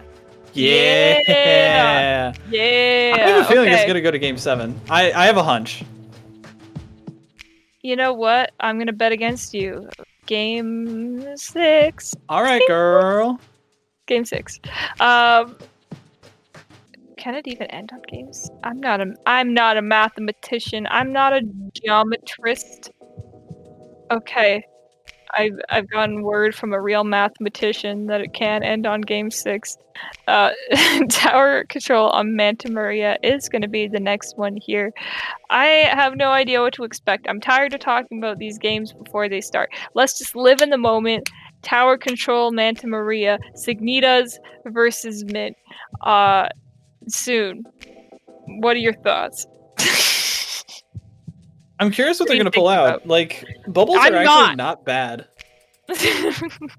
They aren't bad, but you gotta know where to use them. I think they're mostly good for clearing out the top left here and maybe the bunker. I mean, like, if you put them like in street. Oh, street, if you get there first. Yeah. Right, exactly. I need more airtime. No, Bob. Oh, yes, Bob. Come on. Okay. We're not rigging the brackets in IPL. We do see the bubbles come back out. We see the Tri-Slosher sticking with it. You see armor on both sides, one going up already, and the Tri-Slosher is holding on to theirs. Mint pushing in, able to find the first blood, and this will look like it's going to be... Mint has the momentum right now. Yeah, looking like it. With one of the members already observed going down, Nick's gonna pop a bit of a panic booyah, and unfortunately does go down to that suction bomb very early on. That booyah not really having much impact onto the game here. So Barry just gonna be able to ride on this tower uncontested while his teammates do move up on this side. They do have some good momentum from that last game, but with Observe trying to contest the tower over that wall, but unfortunately does get picked off. They are gonna be able to get this checkpoint through very quickly. They are already just ready to fight anything. 009 is just sitting on this post, just out of Dark's range and sight and view. Unfortunately, is looking like he's the first one to go down, but they do get that very last checkpoint before they are taken out of it. Jolt just going to ride it all the way to 7 from there, maybe thinking that they got the area cleared. But now we're just going to be seeing Flygon taking this back. They have a very long way to go with getting it all the way down to 7 in your very first push in the first minute of the game. It's a tough thing for Signitas to live up to now. Right, and I expect nothing else from the aggression that we've seen from Mint, especially in this like death ball sort of comp that they've got going on. Especially like it's a signature of these pickups. I feel like, you know, because they're coming together. They know their win condition. That's we need to just shut them out before they can beat us with tactics. And a nice little squid bag coming out there as a wipe on the side of Signitas. And they're already getting back into these super aggressive positions. 009 sneaking in, secret agent style. Gonna try and find Dark. He's able to help out his teammates. Gonna get Dark taken down, which is gonna be super important because that was what stopped their push last time. And they're already getting down to the ground of the enemy's base. Nick gonna try and put a stop with that wall going down. Not gonna be able to save him much longer. Dark is finally back on this tower. 009 is gonna have something to say about him. Is able to take down Dark. And here comes the train from this T-Tech. Not gonna be able to be stopped. And here comes the push. And I think that's gonna be it. Wait! No, okay, You cracked me up. Okay, no, it's just gonna be Barry, but what if he just wins this 1v2? No, he doesn't. Joel is gonna be that first one on the respawn. Even the Seagulls are getting in on this fight. We are gonna watch Flygon here right in this tower back in the mid again. But you can see how much orange paint has invaded all the way back into Mint's territory. So they are gonna have, it's not Mint. No, it is. Oh my gosh, there's so much paint. I'm getting confused which side it is. It's confusing because Mint is the orange. Right, even though they're not the Mint color. Yes, it's bothering me. But it looks like they are getting a bit of a push in starting now. Observe just going to be respawning and hopping back in. Unfortunately, this suction bomb is perfectly timed to take him back on that respawn. That is so unfortunate. With Perry trying to fight off this singular bubble on their bunker, they are looking like the squeezer just kind of backed off. I don't even know where those other two bubbles went, but hey, they're living their own life now. Barry gonna be painting up this right side of mid, and they don't really actually even have to push now at this point. The only condition in which they lose is a knockout, which isn't something you see too often on Manta Maria tower control. Of course, it is possible, but it is a difficult map to get it all the way up to one, albeit a knockout. So. They are gonna have to just. I think the play here with 1 minute left is just them defending. Yeah, they're just gonna turtle up right now, and you see them like Dark trying to make some moves, but Jolt backing all the way up. A very stark contrast from the aggression that we saw earlier on. Nick maybe trying to make something happen with this Booyah Bomb. Inga going down, it's going to be really key. That's basically their pseudo anchor right now, and it's a lot of their chip damage. 2 going down to the side of Signitas. Maybe Dark in a really aggressive position, going way overextended right now. It seems like Signitas is just trying to do whatever they can, but thanks to just the constantly trade fragging from the side of Mint, they're not going to be able to get anything going, especially if they have the important specials like missiles going down all the time from over-aggressive positions. They finally get these bubbles online, but are they going to be able to do enough? Here comes the Inkjet from 009, super important and a great asset that we've seen. Dark is able to get on the tower, but now it's just Flygon. Mint taking game 3. Honestly, a really convincing win for Mint. I went into this set thinking Signitas was kind of maybe going to be having a bit of a clap here, but I've been gladly proven wrong. For sure. No, for sure. I expected the same thing. You know, I was just looking at the rosters, but they're making it happen. They've gotten the last 2 games. I mean, especially, like, considering the first game, you know, like, it looked like it was going to be a back-and-forth set, like, oh, the Signitas is going to clutch it out, they're more experienced, yada yada, but this is impressive. Yeah, I've been super impressed by Mint so far. I think just coming out of their Azure set, they have a ton of momentum, and I think that win is going to help them a lot, too. They know what Signitas has been doing so far, and they are, I think they're kind of cracking the code on their comp and what they need to do against it. Yeah, it felt like that was what the first game was kind of going towards, right? Like they were just kind of like feeling it out, like, okay, how can I punish them, right? And like Dark has been taking super aggressive positions, and especially during that last push on Clan Blitz, you know, it was Dark who was like in a really weird position over on the left side and was trying to find a pick or two, and just got taken down by Ingite, and then it led to that overtime push, you know what I mean? And so it's just very small things like that they've been picking up on throughout the course of the set, led to that impressive push at the beginning. And when they're running a composition like that, where they can punish mistakes hard and just keep rolling, it's almost impossible to break through. Oh yeah, 100%. Next map mode is going to be Rainmaker on Blackbelly Skatepark. I have a feeling I should probably turn down my volume on you before this game starts, knowing the nature of Blackbelly's Skatepark and the nature of you also screaming a lot in this set, which has been lovely.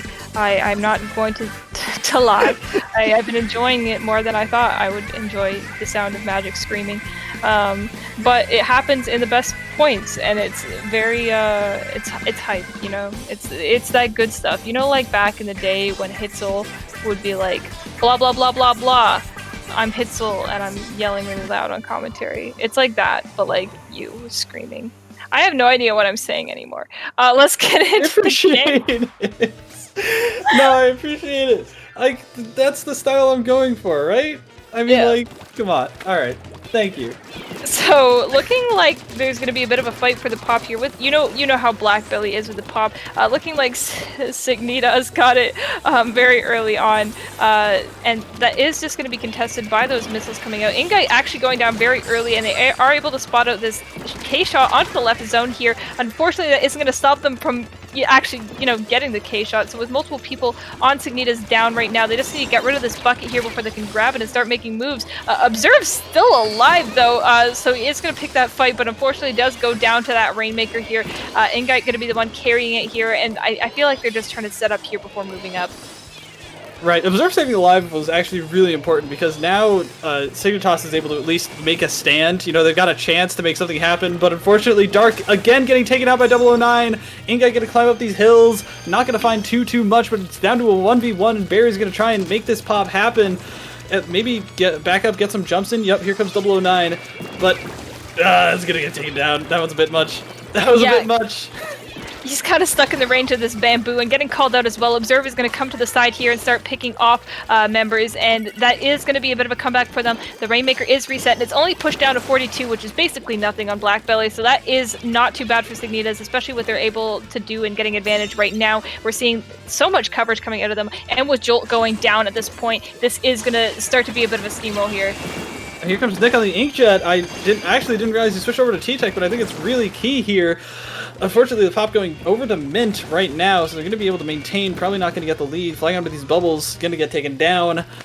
Trying to, make a play solo, but it's just not going to be enough. And I think that's what's been going on in these last couple of games, is that just a little too much solo play. What we saw in the first game was so much coordination, especially on the side of specials to cap the zone and everything, and the Clan Blitz was sort of the same, but there was just a little touch of over-aggressive, solo plays that we've been seeing. And although they can work well in Rainmaker against a team that's just going to call you out and punish you for every little thing that you do, like Ingite with this Rapid Blaster taking people out on the side of the wall there, it's just not going to be enough. You have to play coordinated. Yeah, Observe is getting caught out by, I believe, Jolt here on that right side, so he is going to have to back up very quickly. He is holding onto that armor, which is going to be an important asset for his team right now, so he does need to stay alive right now, popping that right now to get that fight onto Jolt, and they do take him out. 009, though, getting this pick onto Observe into the zone here. This is going to be a bit of a bloodbath right now. 009 going to look for the third pick here on that right side, getting a couple shots onto him, but not quite getting the pick. Is just going to pop those bubbles on the squeezer just to try and help him stay alive, and with the Junior going down, Barry, it's gonna be tough. They're gonna pick it up anyway.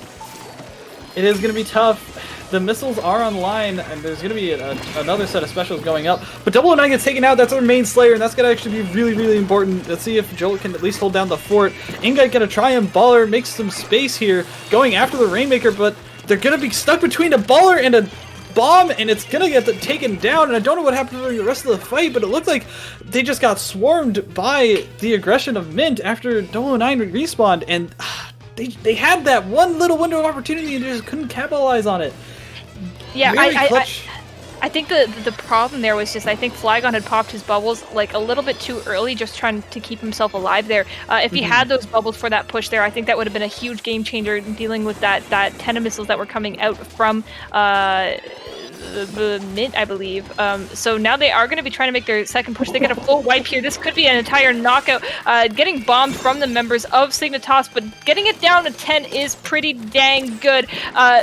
Dark going to be dropping out here to try and get any remaining members left, but they are going to pick that up, but they don't want to take that risk of somebody cheesing it here. With Ingite popping that baller, he is definitely going to be going down here, unfortunately, but he is still stalling it out. Just taking 5 seconds out of their time when they're holding the Rainmaker is a huge deal. And with Dark being the last one standing, he just wants to stay alive, but unfortunately Jolt coming up and seeing that opportunity is going to take that pick, and now just all members of Mint going to try and come up and extend the lead or stall here. They might even just take this backwards. They might. I mean, they just threw the kitchen sink at him right there. I mean, they just like balling in from Ingite like after the player goes down, and then the 2 missiles, and just forcing Signitas to get overextended and picking them off because of it. It's just clinical play that we're seeing from Mint, except, you know, they go 3 down right at the very end, but they're getting cheated! No, Ingite had an extremely clutch. I almost said clutch kill at the very end there, just on that last person who wanted to pick up the Rainmaker, and just picking it up himself, ending any opportunity for Signitas to get that. I can't believe that. Did they just leave it there? Like they knew it was overtime, they didn't pick it up? What? No. I think you're misinterpreting the situation there. There was only one member of Mint left, and it was Ingite. So he was just sitting by that Rainmaker, and they didn't go for it, even though they were 3 down. I don't know if they just kind of gave up there, or if they knew that Ingite was kind of sharking. I know one member did try to go over there, but he did unfortunately get picked off immediately by Ingite, who was just kind of waiting for them. So unfortunately, I didn't really understand Ingite picking it up before the end of the game, because of the fact that it was just like if he got picked off immediately, I think that would have actually started overtime. But I feel like if he had waited to overtime, it would have guaranteed it that even more. So that was extremely scary. I don't know what happened there. I think maybe just a bit of a miscommunication and not reacting to the person dying by Rainmaker first, and just assuming that he was able to pick it up successfully with 3 being down. I feel like that's a somewhat safe assumption, but of course Ingite's just so good. He just knew what was going to happen. Yeah, I mean really, like when you're playing at this high of a level, you need to go for certainties. And they messed with an uncertainty. You know, like they didn't take every edge case. Yeah, sometimes you kind of have to gamble a little bit in Rainmaker, but the problem doing it there was the fact that it was the end of the game. So, like, whenever you're doing those overtime pushes with Rainmaker, you basically have to bodyguard whoever's going to go grab it. Like, you need somebody right beside them, because somebody's just going to run forward. Getting into it now, we're going right back into the action. Splat zones on Wahoo World. I love this map mode. I hope you do too. I mean, I'm indifferent. Bubbles are really, really good on this map mode. Don't fight me on that. I think Flygon is going to have a wonderful time playing those here, just because of these banana walls here on the sides of the zone.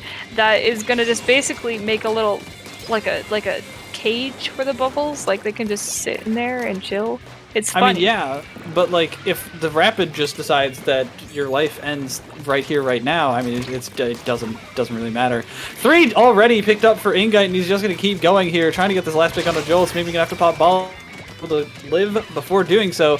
Flygon's close to these bubbles. It looks like they're gonna be able to make a little bit of ground. Jolt popping the rain a little bit early, and a push looking like in store for Signitas, but we're already down to the 40.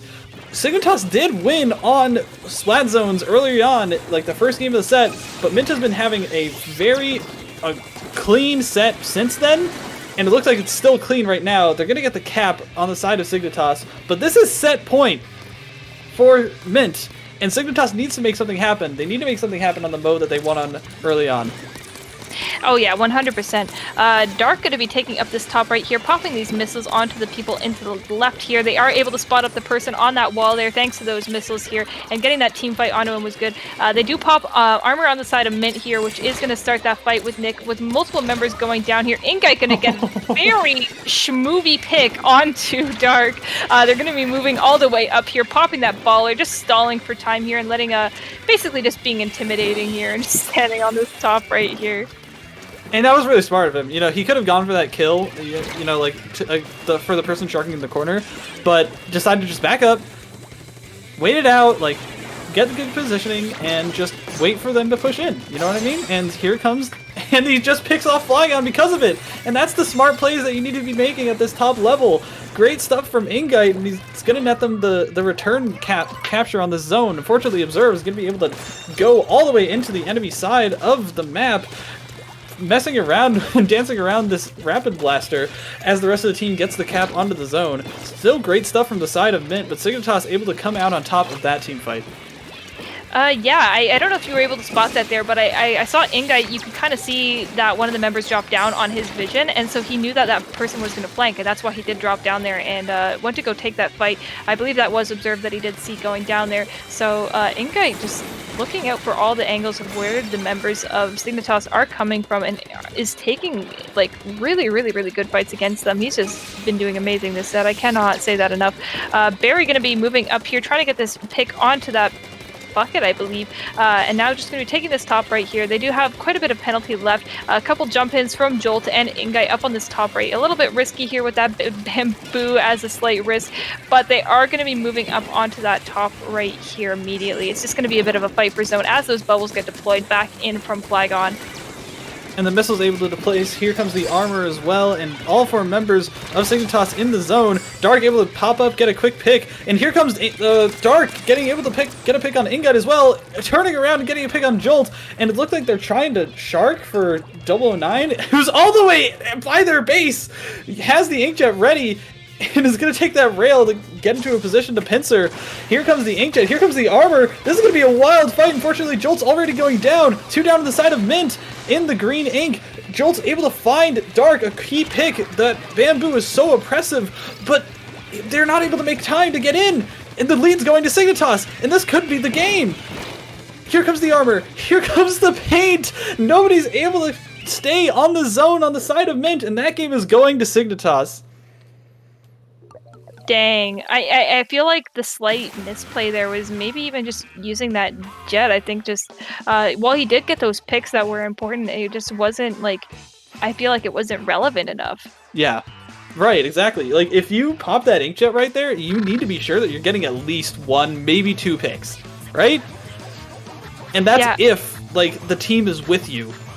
It seemed like he just popped it solo and the team wasn't ready to push with them, and it just wasn't enough damage. Yeah, that was it. I think it became a 1v1 with that jet and the bamboo, and it ended up being neutral and not in the favor of Mint there. So, you know, at the beginning of the set, we were predicting whether or not this was going to be a game 6 or 7, and I don't know, man. Like I feel like this is going to be the game that determines which one of us is right, and I'm kind of ready for it. I think Signitas could take it here, because like. Unless another crazy overtime push happens, I don't think that Mint is going to be as coordinated as Signitas is right now. Like, now that they've got the momentum back and now that they're working together a little bit more, especially on a close quarters map where they're going to be able to take good team fights and use bubbles and missiles like super effectively, especially with Dark on that bamboo, I think that Signitas has the edge here. I think that Signitas, especially on Makomart, has the edge here. We did see a very good comeback from Mint earlier in the set on Clamblitz specifically, though. So right. they did show that they had the ability to make these sort of pushes on Clamblitz. That being said, this is a much shorter map than Piranha Pit, so I feel like faster plays are going to be more rewarding in this situation. So I feel like Signitas has been doing things a lot faster. So you could be right on that. I think. Just because of how fast Signitas has been playing, this could be Mint has been a bit more patient for the most part and watching out for like I feel like they've been making like smarter, not faster plays, and where Signitas has been going a lot faster. So if Mint is able to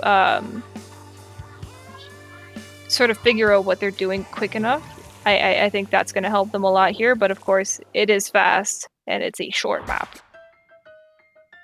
Here we go. Again, game point for Mint. Any game that they wins the set. We see a very similar comp on the side of Signitas, and we see the same old song and dance from Mint, except 009 is on the Splash-O-Matic, deciding to go with Bomb Rush instead of a more aggressive special like Inkjet, and unfortunately going to get 2 down already on the side of Mint in the green ink. They just need a couple of clams and a little bit of paint moving forward, and this could be a very devastating push already. Yeah, Nick already almost having a power clam here, just needs to pick up a couple more. It looks like they almost had the setup for a push, but just did not have the clams to back that up. Of course, now they are able to move up a little bit here, but not without Mint being like totally respawned. It's just going to be a bit of a trade here, but Nick is going to be pushing up onto this right side here. Doesn't really have anywhere to back up into, and unfortunately getting himself in a bit of a 2v1 with Ingai and 009. 009 has just been the sleeper agent during this set. I mean, just getting every kind of play, especially on such a tenured player like Nick, and just finding that 1v1 and calling him out and basically saying, like, I can take this 1v1, man. Like, I got no problem. And now all of a sudden there's 22 clams on the board, and 009 is getting right up in Dark's face. Yeah, unfortunately, getting Dark out in that situation there is going to be really good for them and starting out that push. They are holding on to some clams here, and a lot are spawning in around the area. 009 still taking up this top left area here. Started to pop a bomb rush, but does get picked off. Dark is going to start trying to recuperate from this push here, but Joel is still going to be applying pressure onto their side of the map, getting that pick onto Flygon here, but Nick is able to clean up. This is just a bloodbath. From what I've been seeing, both of these teams are gunning for each other at this point. You know, they're basically trying to muscle it out, right? With mechanics and aiming and finding the right picks at the right time. It's a very entertaining gameplay. And as 29 clams are on the side of Signitas here, Nick gonna get called out by this torpedo, maybe getting jumped on here. Here comes the armor. This looks like it's pretty scary for Signitas. Nick is just not doing anything right here, trying to find a quick pick, and is able to find it onto Jolts. Observe on the left side here as well, putting on pressure, but Flygon's going to go down on their side. They still got the clams, and they're moving in. They're getting the picks that they need to. Are they going to be able to jump this in? Observe on the right side here, has a bunch of clams, has the armor. They do get the power clam in. Dark going to go down for it, and here comes Observe with a couple more clams, and Nick is going to have a couple more clams too, but instead he's going to go for picks and not going to get the clams in. Flygon trying to get it in, not going to get the lead. Nick, why were you going for picks there? Just go for the ejective. No. I kind of understand what Nick was going for there. If he got Ingai out of the way first, he had a chance to get all of his clams in. So there was a bit more of a thought there. Of course, if he did get that lead there, it would have been pretty small, so it wouldn't have been that monumental anyway, Magic. So now they're going to be making this counter push here. They don't really have much of a penalty at all since their pushes were a couple, like, smaller ones, I believe. Barry getting 10 missiles and does have the clam. He basically has a hit me sign on his back right now, and hit he will be by Dark. Fortunately living through that one shot from the bamboo, so he is going to be moving up onto the right here, maybe getting a counter push of their own, getting Dark out of the way, really important right now.